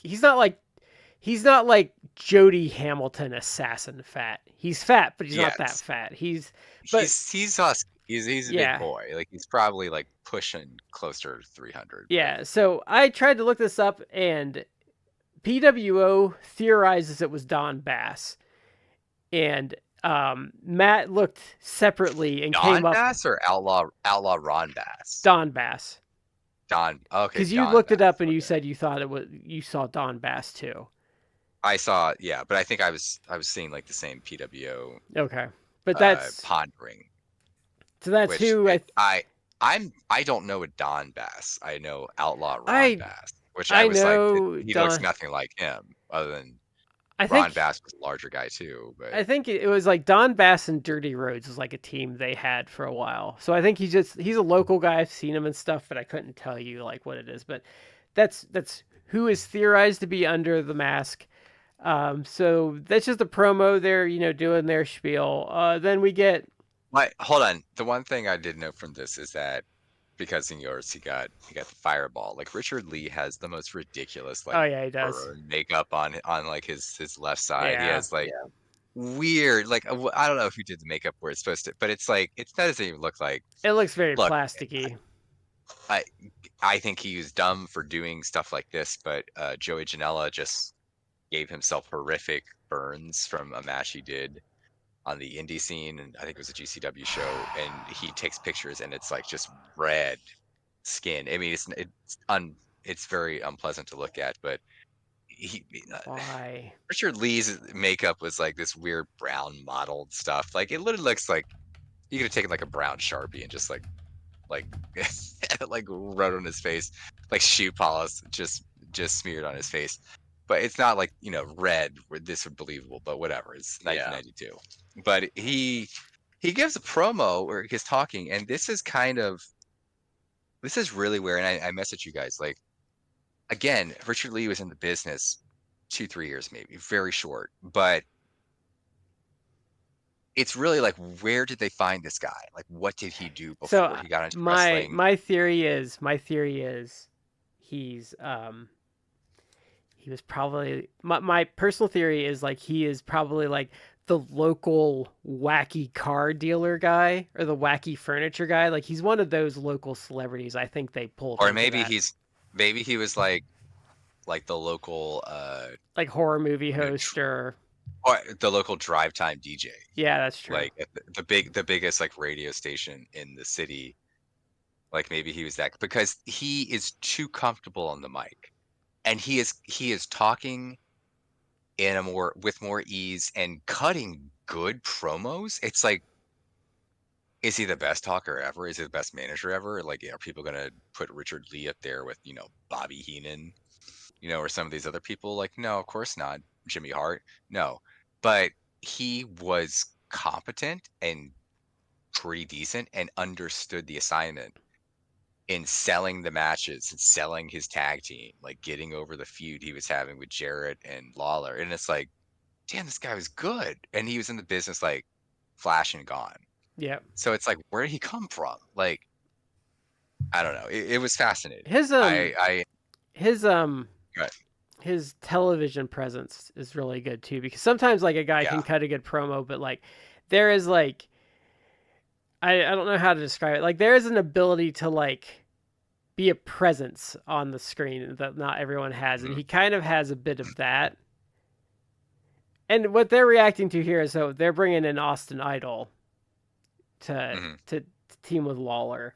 Um, which again, like this is kind of what I was talking about earlier. So you're getting some roster movement here. So idols come in because I went into this episode and I've been enjoying it, but I was like, man, what are they gonna do? Because they've really been like pushing this like dirty white boy Eric Embry, like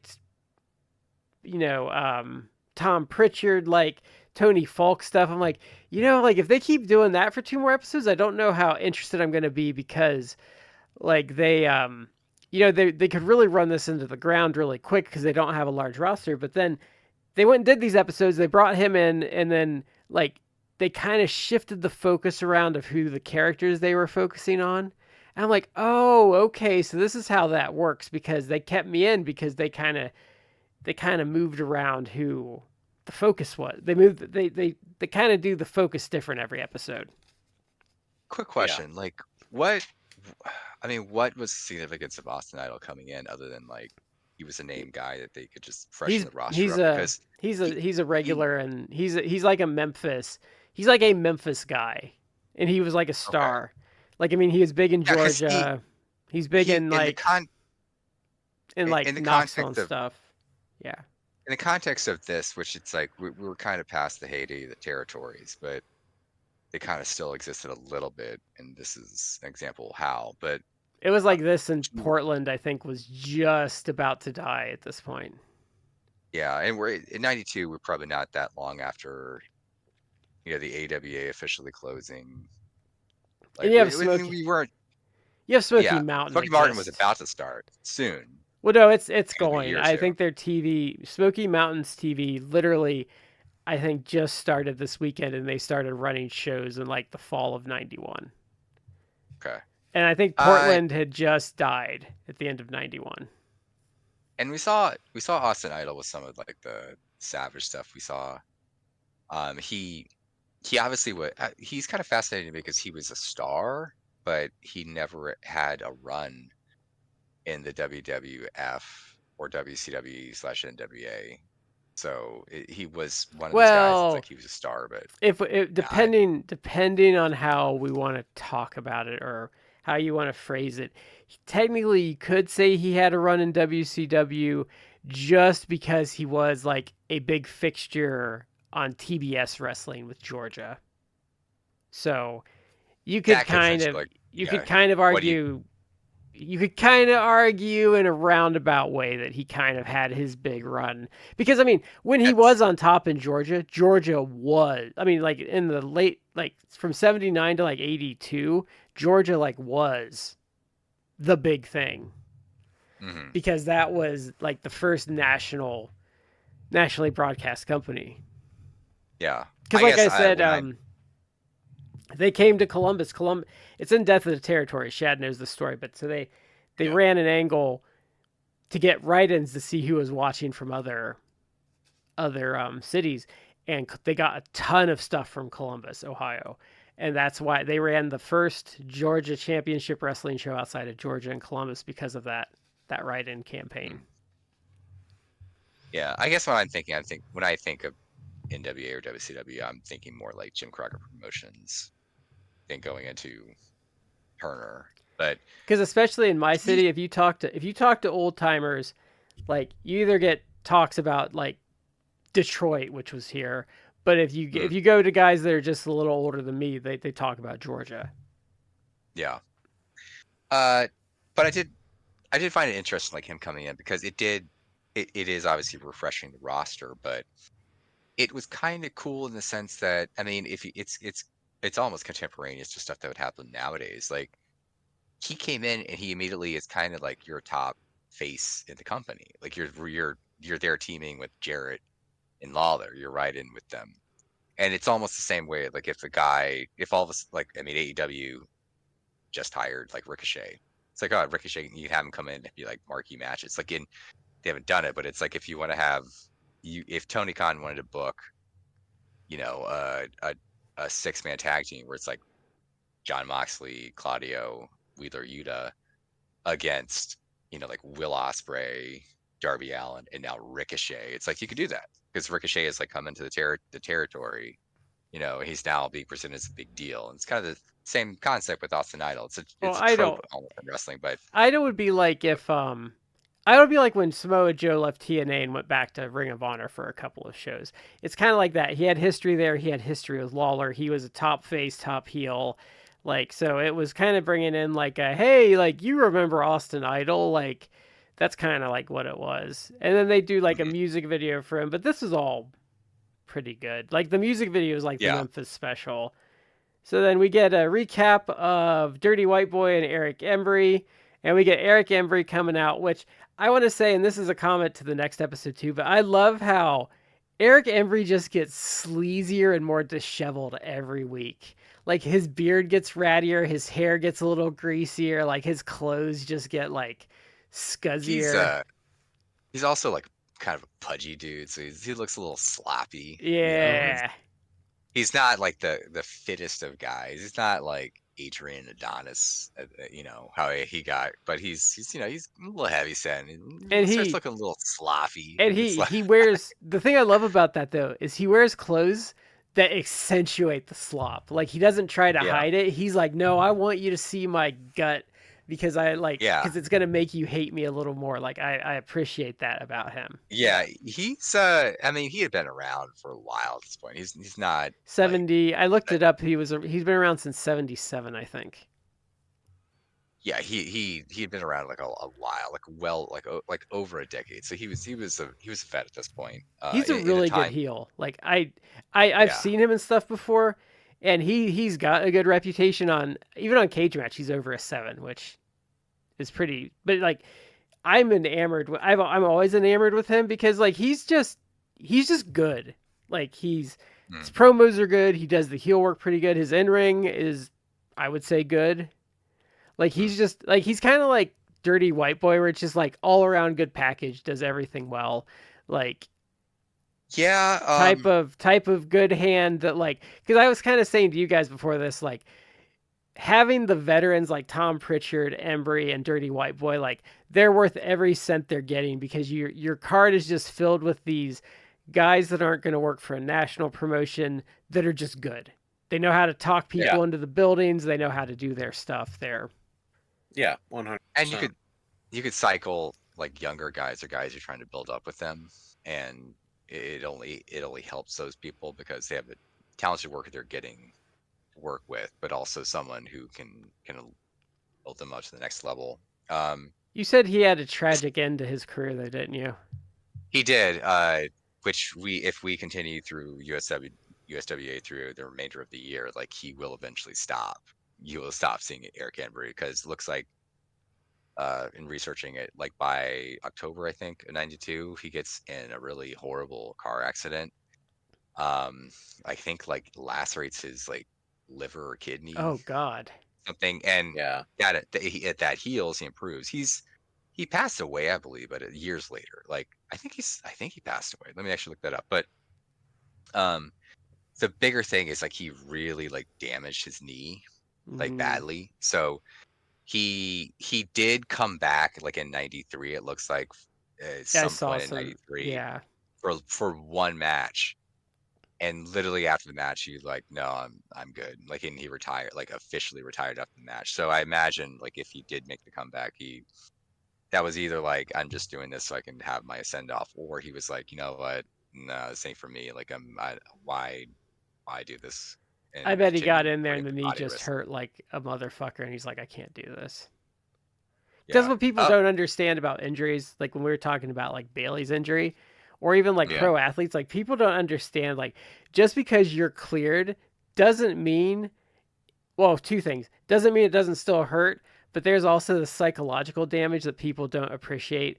Like, because they were just talking about that with Aaron Rodgers and like Kirk Cousins, like the way they were like stepping for a couple games. Like, well, yeah, like of course they're being a little tender on it because it probably hurts, but also there's probably that thing in the back of their mind saying, hey, the last time you stepped on this weird, it exploded on you. And that's going to be like, in the back of your head. Right there. He is still alive. God, thank you, Eric Embry. Guy's just still alive. 65. That's not even that old. When I would be out, like the longest period I was out for a year because I screwed up my shoulder. Coming back, I had to force myself to just get used to bumping all over again. Like, I had one day before a show where I was like, hey, man, what are you going to do? I just got to do some bump drills, man. Just let me work this, because from not doing it so long, the intelligent part of my brain had reasserted itself. I was like, don't throw yourself at the ground. Mm-hmm. And so I had to work that back out. It took some work, you know. So there is an adjustment in coming back, just all over the place. So then we get Dirty White Boy and Scorpion. I don't remember if there was actually a finish. I think Dirty White Boy wins by DQ either way, but the heels run in. They try to strip the clothes off of Dirty White Girl. Oh, yeah. That's the whole thing that builds up to this. I actually like where this leads on next week's show. I thought that was really interesting. They showed clips of Dirty White Boy versus Eric Embry. And again, like, you have to we are spoiled in the modern era where you get what used to be like the big show or marquee matches that you would see in like a pay-per-view or, you know, a show that they use the TV to build towards, where we get those like for free every week. But and so this is like, as a studio show, you're seeing predominantly them just either advancing angles, or to the extent you get a marquee match or something, it's of a lesser. It's few and far between. It's mostly like jobber matches or advancing angles. But they show clips, and they show clips of Dirty White Boy versus Eric Embry, and it just makes me realize, like, there's so many. This TV is building towards, like, we're building towards the big match next week that is not televised, but they would run, you know, Monday nights, I believe, was weekly matches. Yeah, this week it was like Sunday, but usually Monday. Yeah, but they build towards that, and then they show clips of it on the TV show, and I really do feel it's like, if there is footage of these matches, like, I want to see them, because the Dirty White Boy Eric Embry match that they showed, the clips that they showed, I'm like, this looks like a good match. Like, I want to see this. Yeah. They looked, and it made me actually, because I haven't seen a lot of him, even like I haven't seen much of Smoky Mountain, so I can't really like attest a to lot of Smoky Mountain's house shows are on film. Okay, but this it literally just in like the month and a half of TV we've seen it. I've seen more Dirty White Boy, and I'm like, wow, Dirty White Boy actually is pretty good. Like, he could talk, like, he's not that bad of a worker. Like, he was perfectly fine for the era he was in, and under different circumstances probably should have got a bigger run in one of the bigger companies. And not be a plumber. WWF/WCW. Like, he probably could. Would he have been like something? He probably would never have been more than mid card. But you could have put the TV title on him in WCW. Yeah, you could. Yeah, he could have been like a solid guy. So can I tell you what popped me though in this, like, in the advertisement for this upcoming Mid-South Coliseum show? Free cotton candy. Cotton candy. Oh, make sure to watch the Nuttery Brothers. Yeah. He kept pushing that. It's like, hell, the Nuttery. I don't know. It's probably some country act based on the region. Okay, so now so we get a Koko Beware promo because he's now feuding with Kamala. He won a tournament to get a title shot. Now we have to have a conversation about the next bit. So we get a Dennis Corleone bit. Yeah. And now... Oh, wait. Isn't that jumping into this? No, it was in response to Koko Beware. It came right after. Yeah, Koko is cutting a promo, and I think they played... It went Koko Beware, and then it went to Dennis Corleone. I thought that was on the next episode. No, Dennis Corleone. He has a promo on both shows. Yeah. Okay. The second show is with him in the tracksuit sitting in the chair. And that stupid outlet was like driving me insane because it was like weirdly positioned. Because I have issues. So, okay, I'm not a sensitive person about stuff. I understand this is a different time, but there is like a line, and I think in good wrestling you tiptoe up to that line, and you swirl your toe and your toe in the waters of the line at times. And then there are times where you just go over the line. So Dennis Corleone pretty much cuts this promo and says that Kamala is going to slap the black off of him. And then he starts beat the black off him. And then he starts talking about how he smells like fried chicken and stuff. I'm like, oh my God, dude. Like, what the fuck are you doing? Like, this is bad for even 1992. Yeah, it's like, this is not... Yeah, you couldn't even say that back at that point. No. No, it would have been, I think even if you went into like the mid 80s, you would really be pressing your luck. Yeah. Yeah. I agree with it. Like, this is not... This was bad. This is not stuff you need to be saying. I don't... He did it anyway. Well, I don't know what, like, it didn't make me want to see a match. It was just like, wow, that was really fucking, like, bad. And the other thing I don't like about it is, like, we've been watching the shows. A lot of the people in the TV studio are black. Like, that's gonna, like, they're not gonna want to go see a show when you've got someone, like, saying, like, stuff like that. It's just not a good anything, really. Yeah. Well, and also it's like, it's a bad idea, but it's also like, look, whose mouth is the words coming out of? You know, it's like a white man saying that. Yeah. And it's like, this is not a good idea in general. Yeah. Let's reverse it. Let's say, like, if Koko Beware was the one saying like racial stuff about Kamala, it's like that'd be African American against African American. So I would say bad taste and not a good idea. But you know what my reaction to is? African American men like talking to one another, but Dennis I was gonna Corleone. He's saying that it's like, you really are, and I'm not even one of the people who's really sensitive, where it's like, you know, let's be extra woke, for lack of a way to put it, about it. It's like, it's just by common sense. It's like, you really should not be saying the things that you're saying. My problem with it's not your place. Like, my problem with it's a bad idea to begin with. Yeah, it's a bad idea, but my problem with it was it's not clever. It's not. It doesn't accomplish anything. Like, it is racist, and I have a problem with on that thing. But it's like, if you want to tiptoe up and do something kind of racial, I'm fine with that. But you got to be clever about it. You got to be smart. You gotta be subtle. There was no nuance to it. Like, that's a big part of the problem I had with it. Is like, you weren't clever. You're just being like. You're just being fucking racist is my problem with it. Like, you're not being clever. There's no nuance. You're not accomplishing anything. You're just being a dick. Like, that's. We'll get into it, but I actually felt he was being kind of oddly subtle and nuanced in the promo that he cut next episode. I think because someone smacked the shit out of him and said, "Don't do that again," because someone like, pulled him up short. Yeah, because like I'm gonna jump ahead for a moment just because I think it bears comparison. So, on the next episode, Richard Lee brings in the big black dog, which is just a big black guy. Black dog. Yeah, but who becomes Akeem Muhammad for the Nation of Domination. But here's the thing: like, I think the name was in bad taste, but they don't do anything racist with it.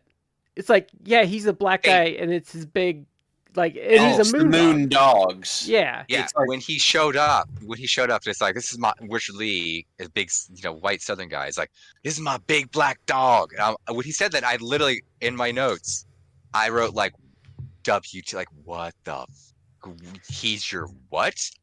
But you are correct. They subverted that in the sense that the announcer's like, yeah, it's look, Moondog spot. Oh, the big black dog. And it's like, they don't make anything about his race. It's just like, I don't know who he is. He's just a big dude. They don't reference it's like he's ethnicity at all. You know, it's like he's in a stable with the Moondogs. He's a big guy and he happens to be black. That's like what it was like. Okay, like now I will say the name's in poor taste. I will say what did annoy me though is Dave Brown kept calling him the big bad dog, and I'm like, that's a better name. You should have gone with that. Yeah. Well, They couldn't get too close to it because JYD's name came from Big Bad Leroy Brown, and you're getting a little too close to referencing that. But it's like if you had called him, maybe I'm trying to be too clever for the gimmick, but if you'd called him the Dark Side of the Moondog, I would have been a little more okay with that.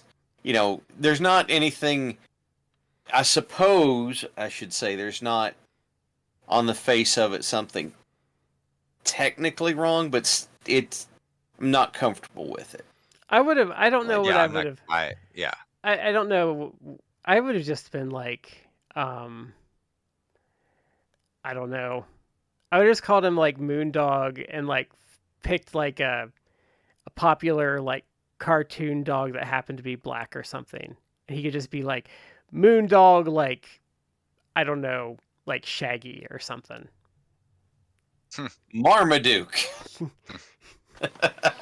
Yeah, but like that's how you that but like I said, that I kind of was hesitant because of that. And then that's like, and then Lawler like cut a promo on him and stuff. I'm like, oh, okay, like they're not going, like, thank God.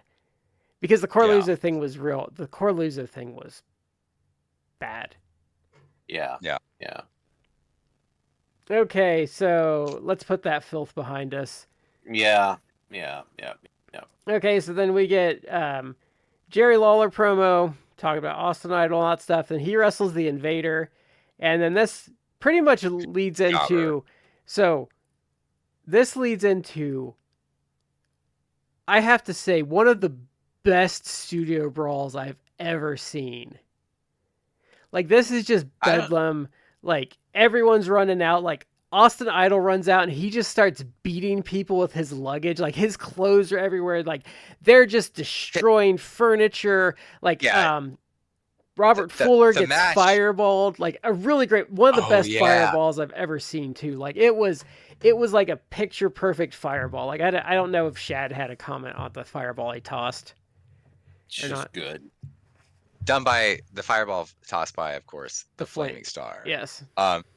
First off, shout out to the Invader. The Jerry Lawler Invader match was like a minute or two. It was just a pretext for the Moondogs to come out and the brawl to start. But shout out to the Invader, because again, like, I was watching it's just a jobber match, but I'm watching and it's like, oh, Invader's like, whoever the jobber was is like, because he's a mass jobber. It's like, oh, you're selling pretty well. Like, he actually was selling pretty well. It's like, oh, you've been trained. Like, you got some talent. But then, the brawl. I wondered if it was Kevin. I wondered if it was Kevin Lawler, who was like the Yellow Jacket later on. Maybe he wasn't. Yeah, maybe. I don't think he was very big, but.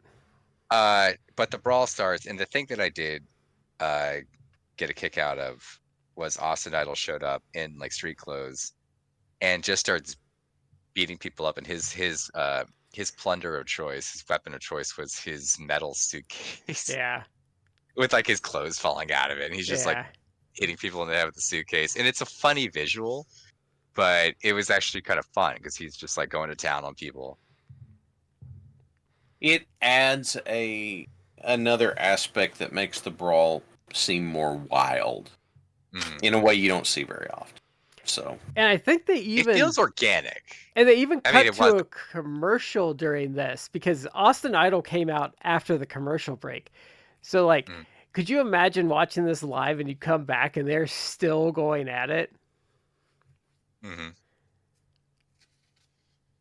But so now this is also I thought that was awesome. Like, I think it was one of the best studio brawls I've ever seen, because it's mayhem, and it goes on like sometimes things like overstay their welcome, but like they just kept adding more elements and more crazy to it. So I just thought it was great. So then we get, let's see here. So then we get an Austin Idol promo. And now this part is really weird. So he's cutting his promo and he grabs like Dave Brown. And I don't think Dave Brown expected it, because the energy goes all real weird. Like, Lawler's like pulling him off. Like, Brown's like pissed, and like Idol's like trying to talk in the mic, and Brown just like pulls the mic away. He's like, you unplugged it. And like, you can just, I don't think, like, it was weird. It was just Austin Idol's cutting this rambling promo about how like you know what happens when you put water in like an airplane gas tank, and he's making some sort of weird reference, or He basically was trying to saying say they like like someone, sabotaged his plane. yeah, he was like flying into Memphis. He was flying to be on the show, but someone sabotaged his plane, which I assume Yeah. he means like some sort of like small He private did plane. say a private Got plane. it. Yeah, I think and it's like, well, I, who? Richard Lee and the Moondogs? I Like, think he and I think he's talking about like a Cessna. Is if I had to guess, is what he's Yeah. talking but about. he's like telling this weird story and kind of implying like, and then he just like he like looks at Dave and he grabs Dave Brown like by like the coat, and you're right, like it just gets weird really quickly. Dave Brown, I don't think you're right. I don't think he was expecting it. He just like backs up, pulls away, and Lawler, who's standing next to Idol, immediately knows like, well, this is not. I don't know. Maybe Lawler didn't expect it, or it Mhm. just Well, got weird. But I think Lawler, he's worked with Brown enough. I think because I've seen like a decent amount of Brown, but I could tell like ooh that like when you can tell we talked about no I was just listening to someone else talk about that. When you like because Zellner, Charles who's lost from PWO and Rob Naylor were talking about like the first time they saw something happened before they were like smart where they realized like as kids like oh that wasn't supposed to happen. Mhm. And like I have to remember what like my first time I saw that happen, but like that's one of those moments where I'm like, oh, I don't think that was supposed to happen. Because Mhm. because because you can even tell like they go to commercial, but like when they come back you can tell Dave's like still seething a bit. mhm. Yeah. And like I don't blame him. Like I don't think Austin Austin Idol shouldn't have done that if he didn't tell him beforehand, because I think the mic coming unplugged too is why I think part of it. But like you could just tell by Brown's reaction, I don't think he expected it. No, No. I don't think he did, and it was weird because Lawler immediately grabs Idol and like pulls him off. So I think, however it was, maybe Lawler saw that Dave Brown was pissed off, and because he knows him, he worked with him so much, he's like, whoa, that he's not gonna like that. Like, let me back off, back off. But to his credit, Dave Brown was a professional because he tries to play into it and go with the Mhm. promo, and he keeps saying, he says it a couple times to Idol. It's like, well, I didn't have anything to do with He's like like, it's sabotaging like, the whoa, buddy, plane. I'm on your It side. wasn't. Yeah, like Yeah. I didn't have it. Like, but it's trying to sell like his promo, even though he's clearly like rattled. It's like, oh well, it wasn't me. Like I'm on your side. Like I don't have anything to do with it. Which it's like that's actually really professional. Like you were listening to what the guy said, and he clearly like went off script or was doing something weird that it pissed you off, but you're still Yeah. like, because you're a professional, it's like, let me try and make this work. It's like, oh well, you grabbed me, but hey, I'm on your side, it's fine. Well, I think Weird, but the other problem is like if that was me and like a wrestler and I'm the lead like play-by-play guy and then like a wrestler grabs me without me wanting to, I'd be mad. But the next thing on my mind is like, oh fuck, I can't like I have like I'm the play-by-play guy, like I'm the face of the company, like I have to like alpha dog this guy because my credibility's on the line. Like I can't be a fucking bitch. Like I can't be Yeah. Michael Cole. Yeah, I can't let him do this, but then on the other hand, it's like I also don't want to, kneecap him in the process. And maybe that's why he was mad, because like I said, like my thought would be as the lead play-by-play guy is like, oh crap, like I have to, like I can't let him, you can't let them do that to you. Yeah, yeah. So that was weird. There's a lot of weirdness on this episode. So That's true. Then they do a Lawler Idol music video, and then let's see, there's a Sawyer Pritchard versus Masters and Falk match that gets cut off after a couple minutes because they ran out of time. So who cares there? So I thought this was a decent episode aside from a few down parts. The studio brawl was good. I really thought it moved really well. I was surprised when this episode was done. I'm like, oh, they're done already? Okay. Mm-hmm. So did you guys have any specific thoughts about this episode? Not anything pretty good. beyond what we said. Yeah, I did enjoy the brawl. I obviously we were talking about brawls we've seen just from '92 in USWA. I like the concession stand brawl more, but Yeah. this was just it was a fun episode. Like it advanced like a lot of, well, really kind of the two main storylines, which is the Moondogs and the Eric Embry Dirty White Boy one. But it was solid, and it Mm-hmm. introduced Austin Idol as part of the Moondogs Lawler Jarrett feud as well. So it was good. It was solid hour of TV. Yeah, I thought so. This was like, so how long did these shows air like in real time? Because this was like So an hour to 5 minutes, so it depends. like without commercials. Okay, so it's complicated. It's complicated. So based on what's survived, there are two versions of Memphis TV. So the Memphis TV was 90 minutes, but Louisville was an hour. And so when you get these, everyone has the same stuff, but based on who had it and who taped it. So sometimes you might get a run that's the Memphis TV, so you might have those 90-minute episodes, but then you might have Louisville, and then it's 60 minutes. And sometimes, like with the older stuff, it might just be whatever they've been able to piece together from what they have. So these can vary between longer. I think this is the Memphis TV, but sometimes they're shorter because you're getting stuff from other cities based on what people have. So it's a little complicated. Okay, so February 8th, get a recap of Lawler and Idol versus the Moondogs, and Jarrett and Richard Lee in the cage. The Lawler and Idol stuff was really interesting, though I think Idol was dogging it personally.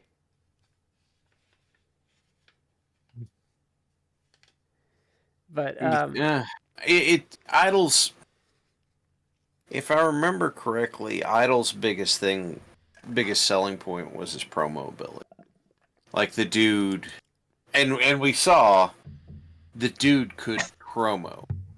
So it's like, he's okay in the ring. He's not terrible. Right. But I don't think I do remember hearing the story about how he did not like someone who worked snug on him. And then one night he was unhappy because he was having to work Hanson while Lawler was working Ventura in the main event, and Ventura's punches couldn't crack an egg. Yeah. I mean, I don't know if I'd want to work with Stan Hansen either. Okay, so now we talked about him earlier, but Richard Lee introduces the big black dog, which is a little weird the way he does it. It immediately had me on edge after the Dennis Corleone thing. It ends up being fine, but this is Moondogs kill jobbers again. One of them is Freezer Thompson, who was like in Memphis forever as a job guy. Yeah. I actually looked up the big black dog, and his entire career, he had a total of 28 matches per cage match. 28. Yeah. And it wasn't even like his career just was 92. Like he had. No, he was in like the Nation of Domination for a while, like in 97. So.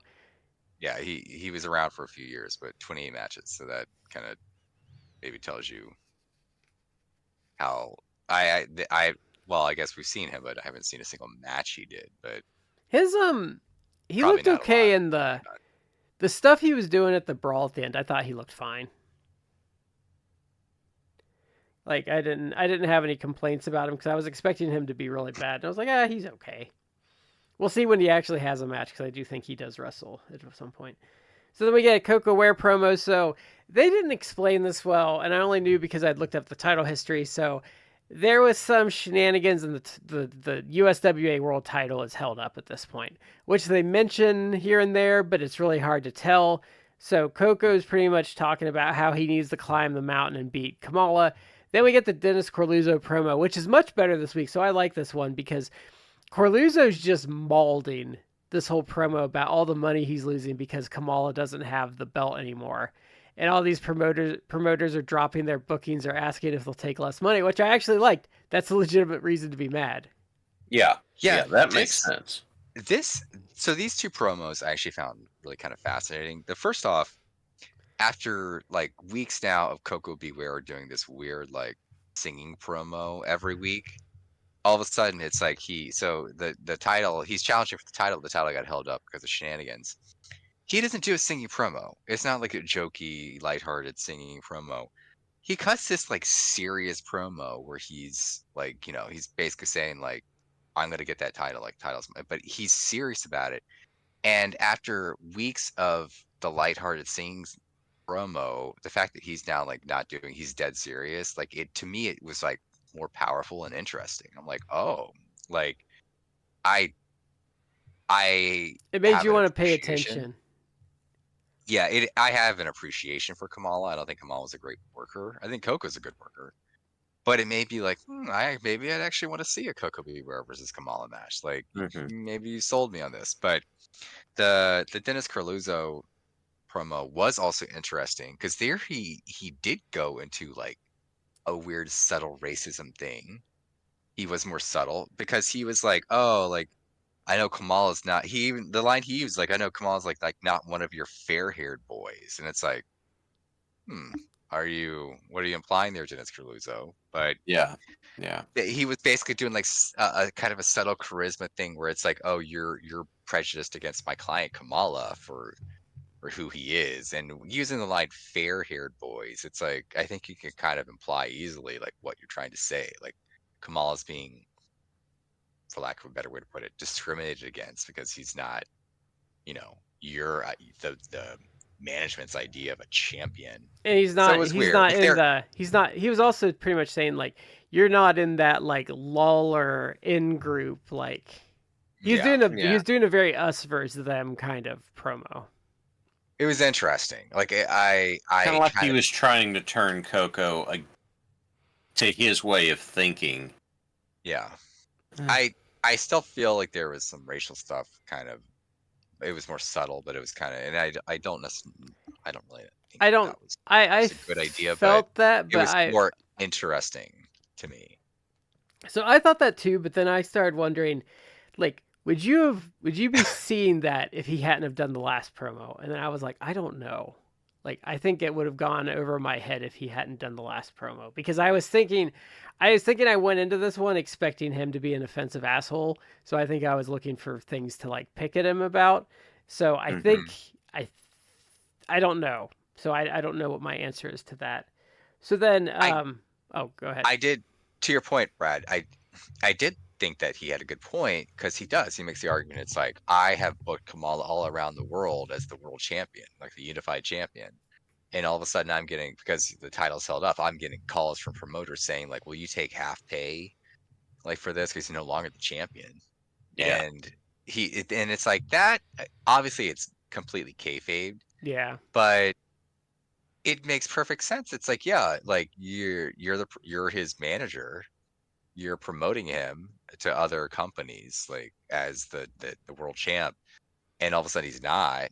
So yeah, like some random like other booker is going to be like, yeah, you're not the world champ anymore. Like, I don't know if you really should get the pay that I agree to.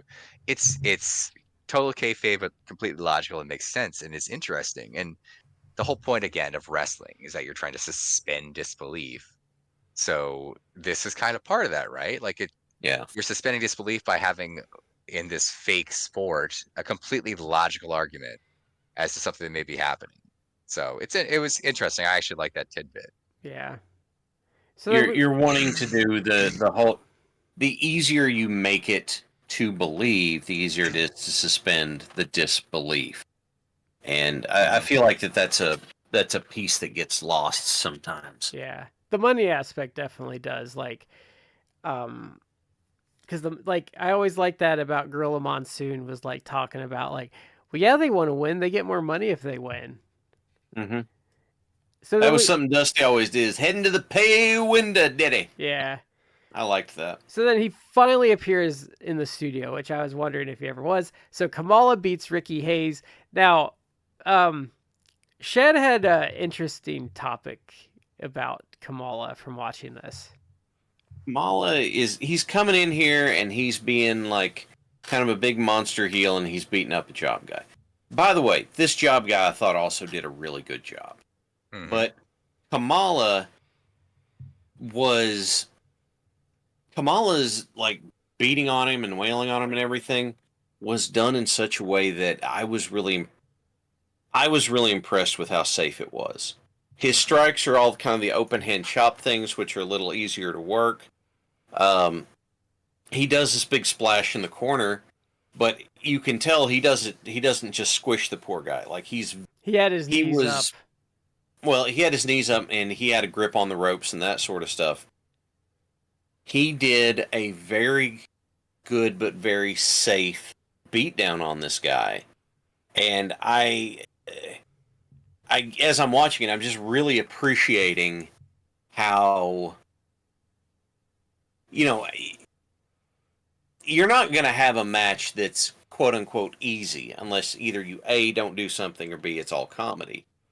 But the fact that he did this whole thing and then, you know, he didn't beat this poor guy to death, which a lot of people just would have. I was like, I really appreciate that, you know? He's so one thing I will say, he did something that shocked me in this match and I was super impressed by, but he had some ups on that leapfrog. Cuz this isn't like prime Kamala and he did like a leapfrog. But yeah, it's something I've noticed with Kamala is he's very mindful of his opponent. He doesn't have ego. And I'd said in the chat when I watched this, like, I think if you told me I had to wrestle one person in my life with minimal training, I think I would pick Kamala because I think Kamala would run me through whatever it was. It wouldn't be great, but he wouldn't kill me, and I probably wouldn't barely feel anything. I'm not saying you wouldn't feel anything, but he's not going to kill you to do it. We did a whole show on Kamala, and remember, there were people that his nickname was Easy Money because Bret Hart talked about how you can find it on there, him talking about it. He said he's like, oh man, like if I saw us on there with Kamala, like that was like a night off because he said yeah, he'd bump for the smaller guys. He didn't have an ego about it. And like you had instant sympathy working with him and like he didn't beat the crap out of you. So like, yeah, well, much like Chad just said, like he would actually take care of the people that he worked with. And because of his size, and really the gimmick too, it's like he could do stuff. He didn't have to do a lot to you.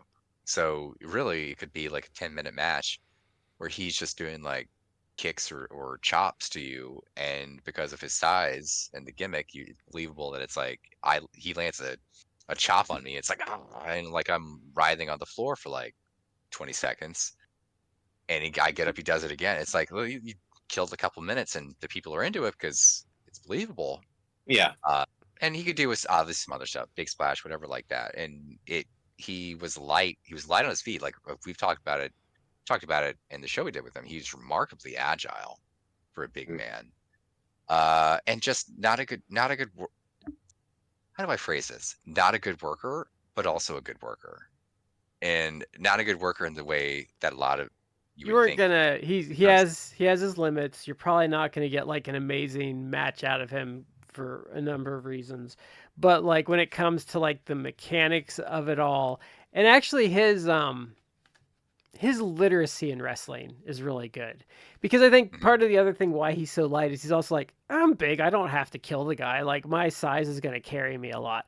But like what I appreciate about him is like he's kind of playing like the savage character, which you see a lot.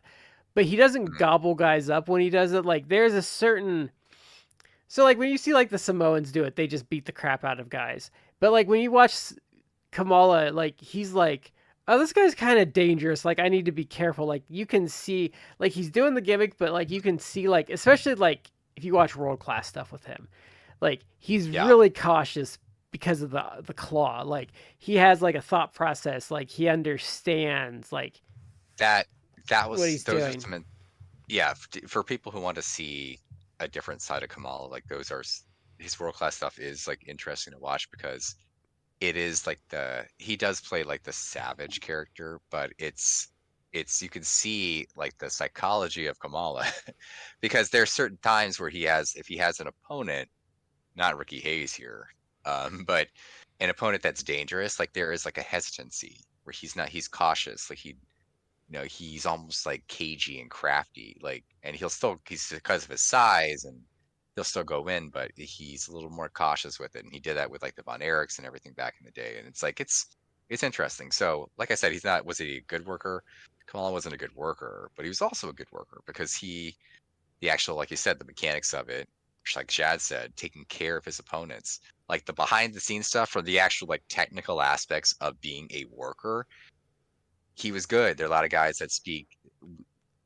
Again, another thing we mentioned on the show we did with him, like almost like a couple years back at this point, because he's been gone, he's been passed away a couple of years. But a lot of guys had nothing but positive things to say about him because he was easy to work with. Good, like easy guy to work with, as Bret Hart complimented on. Didn't beat you up. You made good money working with him. Didn't have an ego, it seems. Didn't have an ego. He also, he's interesting in shoot interviews because, like, he was very mindful of the artistry of wrestling.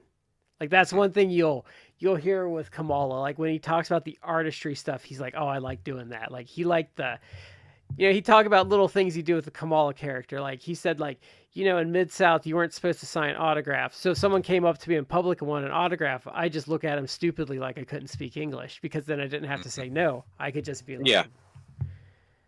There's one thing that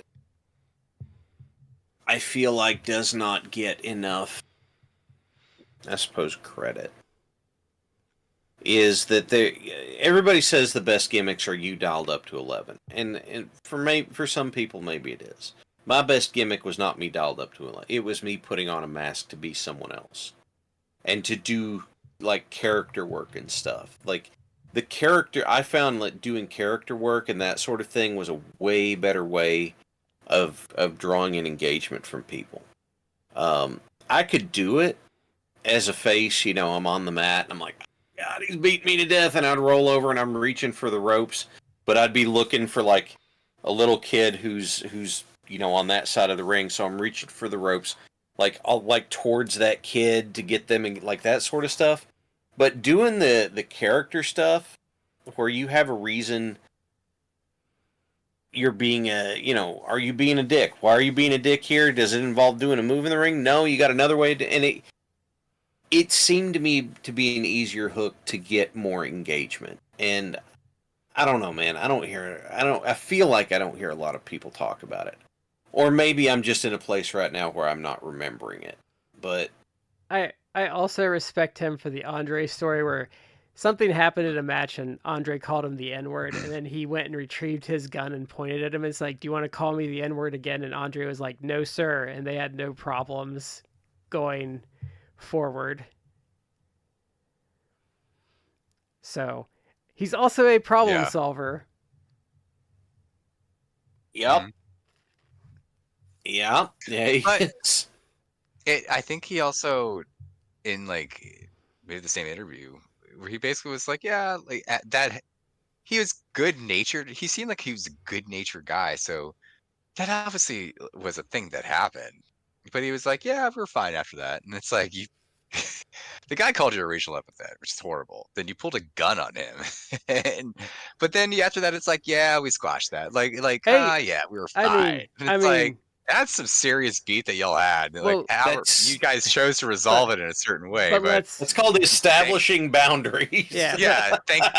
I'm glad you're good natured, Kamala. But Andre let Kamala slam him, so they must have been fine to some degree after that. Brad, how can that happen? Only Hulk Hogan ever slammed on. Yeah, I mean, only Hulk Hogan did it, and he hadn't done it like 50 times before that match. Because the funny thing is, if you watch like the stuff that exists from their original feud in like 80 or 81, like he slams Andre all the time in that feud, so it's hilarious. Yeah. But so I like Kamala. Kamala's a fun character, and I think he seems like he was a good person. Yeah. Okay. I think that if you're a good-natured, easygoing person, then whenever you do let the beast out of the cage a little bit, people take it more to heart. Mm-hmm. Yeah, even if it doesn't happen to involve a firearm and a slur, Yeah. I have his micro brawler, but I can't find it. Oh, I have his micro brawler too, actually. It's somewhere in my stuff. Okay, so now this is where the stripping of the dirty white girl is interesting. So Eddie Marlin talks about the whole mess that the women and the guys have been for the last couple weeks and how he's tired of it. So he's announcing a mixed battle royal with the men and the women, but then Eric Embry's side and the Dirty White Boys side want this under street fight rules, which is really weird because so that means to win you have to strip people's clothes off. So They called it a Tennessee street fight rules. yeah, I was confused by that. It's like, but I don't the know goal what- is to completely disrobe your opponents. It's Yeah, so I don't who's know. on in who's on in Tennessee. Yeah, that's what I'm about to say. It's little weird. I like the creativity of it though. Like I was kind of like, oh, like okay, that's novel. Like that's kind of fun and weird. Okay. I don't, it's one of those things where it's like you're trying to get everybody piled in, everybody who's involved with this piled into one thing and trying to do all. Okay, sure, but the clothes stripping part, I'm like, I think I'm not here for that necessarily. no, but I think it's a good way to get around having to have the men throw the women over the top rope.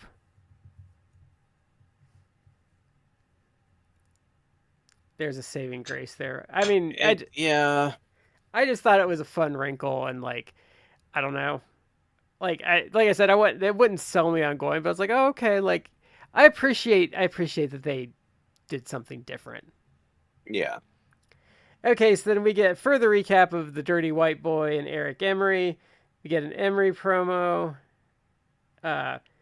So he looks even more disheveled. His hair is extra greasy this week. So now this is going to bring up a point that I do have an issue with, though. I wish people would wear their belts on TV. It is a big bitch I have with this so far. Like the Moondogs have been bringing them out, and those tag title belts look swank when you get to see them every now and then, but you don't get to see them that much. So Eric Embry, In fairness to the Moondogs, their gimmick is not like I'm gonna proudly like wear the belt. no, Yeah. But- They're just like crazy redneck brawlers. So but Embry, like if Richard Lee were to carry them around, it's like okay, well, but here's the problem though with why I got annoyed with it. So the next segment, Tom Pritchard beats Eric Embry for the Southern title. You never see the goddamn belt once. That's true. no. That bothers me. I only knew that Tom Pritchard won the title because the announcers told me. Like, there's no belt that it's like, here's the belt. It's like, oh, Tom, yeah, Pritchard just won the title. It's like, okay, well, I didn't know. Like, there was Did no he? belt to, yeah. And I know it's Memphis, so the belts don't mean much because they change hands all the time. But it's like, if I had just been half watching it, I missed it. Like you could literally have not know that Tom Pritchard won the Southern title. Yeah. And this was a good match. I thought this was a pretty solid TV match. This is actually a pretty decent match, yeah. This is where I told like this is the match that made me comment too, where it's like, yeah, these like vets that they have in here are like worth every cent because of like what they bring to the table. But yeah, this is where I was like, I really need them to wear their belts because Yeah. I was like, oh, because you're like, okay, this is for the Southern title. Like, oh, am I gonna finally get to see the belt? It's like, nope, no belt. And that bothers me, especially with as many titles as they talk about, because there's the Texas title, the Southern Heavyweight title, and then the Unified World title, and I'm like, okay. Then the World Tag titles. And they look like what? The Unified World title looks really cool. So if you don't know what the Unified World title is born out of, it's born out of the AWA World title and the World Class World title when they merged. That's what it's born out of. before all that fell apart. But yeah, the Yeah. belt thing really bugs me. I hope they start wearing their belt at some point because it really. I like belts, and you're depriving me of seeing people wearing title belts. And it helps like differentiate a guy. Like if a guy comes out with a title belt on, you're like, oh, okay, I need to pay attention to that guy. Yeah. Yeah. It's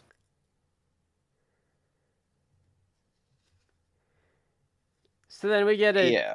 Jarrett Lawler promo. He brings up the Rommel thing again. I'm just like, Jarrett, stop talking about. Yeah, don't do that. I know you just read a book about it, Jeff, but this Yeah. is not the time.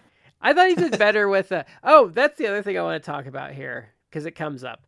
But so the most unbelievable and uncredible thing happened on this show. The Moondogs come out in the opening segment with signs insulting Jarrett and Lawler, and I'm like, I do not believe this. One, I don't think the Moondogs can read. And if they can read, they definitely can't write. So this is the most unbelievable thing I've ever seen. Mm-hmm. But so they have ones calling them like chickens. I think one of them says it calls them an egg-sucking dog, which Cornette explained the thesis of that insult at one point. So I guess the idea of an egg-sucking dog is it's bad because it's when you're going to get your eggs from the chicken in the morning, the eggs are gone because the fucking dog stole them. That's why people call people an egg-sucking dog. All right. I still don't get Because it's like my pet stole my food. Yes, pretty much. Because it's an untrustworthy dog because it's stealing your eggs. Yeah. Oh, I see. So you're just calling someone an untrustworthy, dog, which I guess you could imply like a dog is a lower life form. I think. Even though dog. I think what Cornette said is the only thing worse than an egg-sucking dog is a shit-eating dog. Okay. So. It's I personally. Oh, go ahead. It's something I think Terry Funk called Dusty Rhodes that in one of their feuds. It comes up a lot in Southern wrestling. I have a shirt that I bought off TeePublic, because you can get a lot of like classic designs and stuff like that.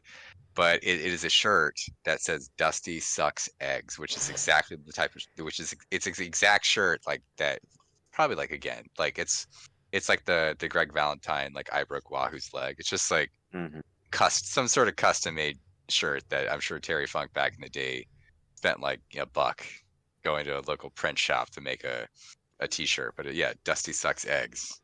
Same thing as like Dusty Rhodes an egg sucking dog. It's like like it's fun. I thought you were gonna say Temu and I was gonna laugh. Oh no. No, I don't think the Chinese would know how to make. Because there's a funny YouTube short where it's the guy owns it, and it was a joke, but he's like, I bought a dog off of Wish.com and it's a wolf. Or a coyote. It might have been a coyote. It might have been a coyote, but it was a good joke. Okay, so then they get jumped by the Moondogs and the big black dog. So it's another studio brawl. Dave Brown calls him the big bad dog, which I actually like that name better, but we talked about that. I thought he looked decent in this like little studio beatdown. Like his stuff looked okay, and I don't think he was like killing anyone.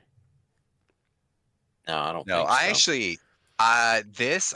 actually, this beatdown, the brawl, like I actually marked for it because Lawler, Jarrett comes out in like a suit. Lawler doesn't come out in a suit, but he has like, nice clothes.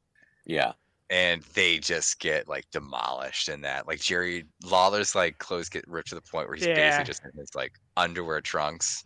Yeah. And Jarrett, Jarrett still has like his suit pants on, but like his shirt and tie and jacket just been like ripped off. And Jarrett's tie was Lawler and Jarrett have committed some real atrocities with their gear because one of the recaps, I think it was the first week, Lawler has like lime green and then these awful black tights with lime green polka dots. Oh, yeah. Like they sometimes. Oh, go ahead, Chad. I think it was it this episode or last. Jarrett's match, he is rocking pink and pastel, and I'm like, that was last week. Yeah. No, let's not do that. Yeah, No. there's some really atrocious. They've been really bad Yeah. some weeks. Especially Lawler, because like stop trying to be cool. Like you too old. Um. Okay, so then getting Austin Idol promo, I didn't care for it that much. It's too rambling. I mean, it's got a lot of fire to it. So, props to him for doing great fiery promo work. Yeah, and then we get. I can understand why they relied on him to talk people into the building. Like, I get it. Yeah, and then we got Dirty White Boy and Tony Falk. This is pretty much it. They pretty much run in this ends in a DQ beatdown. They kind of beat up the Dirty White Girl, which I want to comment on this. So I want to comment about how much better Dirty White Girl is than CJ, because Dirty White Girl has like hooker heels on, and she's still a better worker than CJ is. Yeah, she's got she's got presence, she's got some ability, like she knows what she's doing. You can tell she's worked some territories. Yeah, she knows what she's about. So this is, same thing it's always been. So then we end up with a Jarrett and Lawler promo, and that sends us off for the week. So I actually thought top to bottom these, like, and I think it's because I had more context, and we've been building. You kind of know the flow now, the players and everything. But I thought these were probably the two best episodes we've watched so far, just from top to bottom. Like, I was entertained, like, but I also think that's because I have more context to like all the players and stuff now. Yeah, a little more grasp of what's going on. I do find myself wondering how much longer Jarrett, Lawler and the Moondogs is going to go. But they got who they got, and that's who they're using. So I don't know. Yeah. What about you, Matt? What have you been thinking so far? You know, I probably like the very first episode more, just because I really, really dug the whole Jarrett Fuller tag team. That they've already now transitioned, because as we will find out, or no, Fuller was leaving the territory. Like, he was, I think, gone by the end of this month, February. I think he's gone. If we were looking at it, I think he maybe is gone. The 16th is his last match? Maybe. Or the 17th or 18th? Yeah, he's almost at the door. But I probably like that one a little more. But this was... both of these episodes were solid. Like, yeah. And it really kind of only advanced roughly like 3 feuds. Obviously the Moondog, Jarrett, Lawler, and I guess now Austin Idol feud, the Dirty White Boy Eric Embry feud, and kind of also Koko and Kamala. But it was solidly done. Like, again, these are only like 2 hours, both of them combined. Yeah. But it moves pretty briskly, and there's some entertaining stuff throughout. So yeah, like again, it's like a throwback, but it really is like quality, like studio wrestling. So it takes me back, because that is how it was done. Yeah. And it's more like about advancing the storylines to talk you into the building to watch the actual like live matches. But it's fun. It's fun. You see stuff that is kind of now like classic tropes, but it's just done very well. So yeah, I enjoyed both of these. I'm glad we're working our through 92 USWA. I'd heard that 92 USWA. I'd always heard like this was actually like some quality stuff. So I'm glad we're actually watching some of it. And this is so just for, I'll bring it up on every episode going forward. But so this is a playlist we're watching on YouTube. The uploader is I think the Retro Wrestling Archive. So just put 1992 USWA. This will come up with 52 episodes. If you enjoy listening to this, please go and just like the videos. Just give the guy some likes, give him some engagement. I don't think he's making any money off of these or anything, but just, give him a little bump for that. But yeah, it's very interesting doing it this way. This is probably the most ambitious project we've done. So we've done 6 episodes, and yeah, it's interesting. And I saw in a header for an upcoming episode, though, Matt, that Pat Tanaka is going to be stopping by.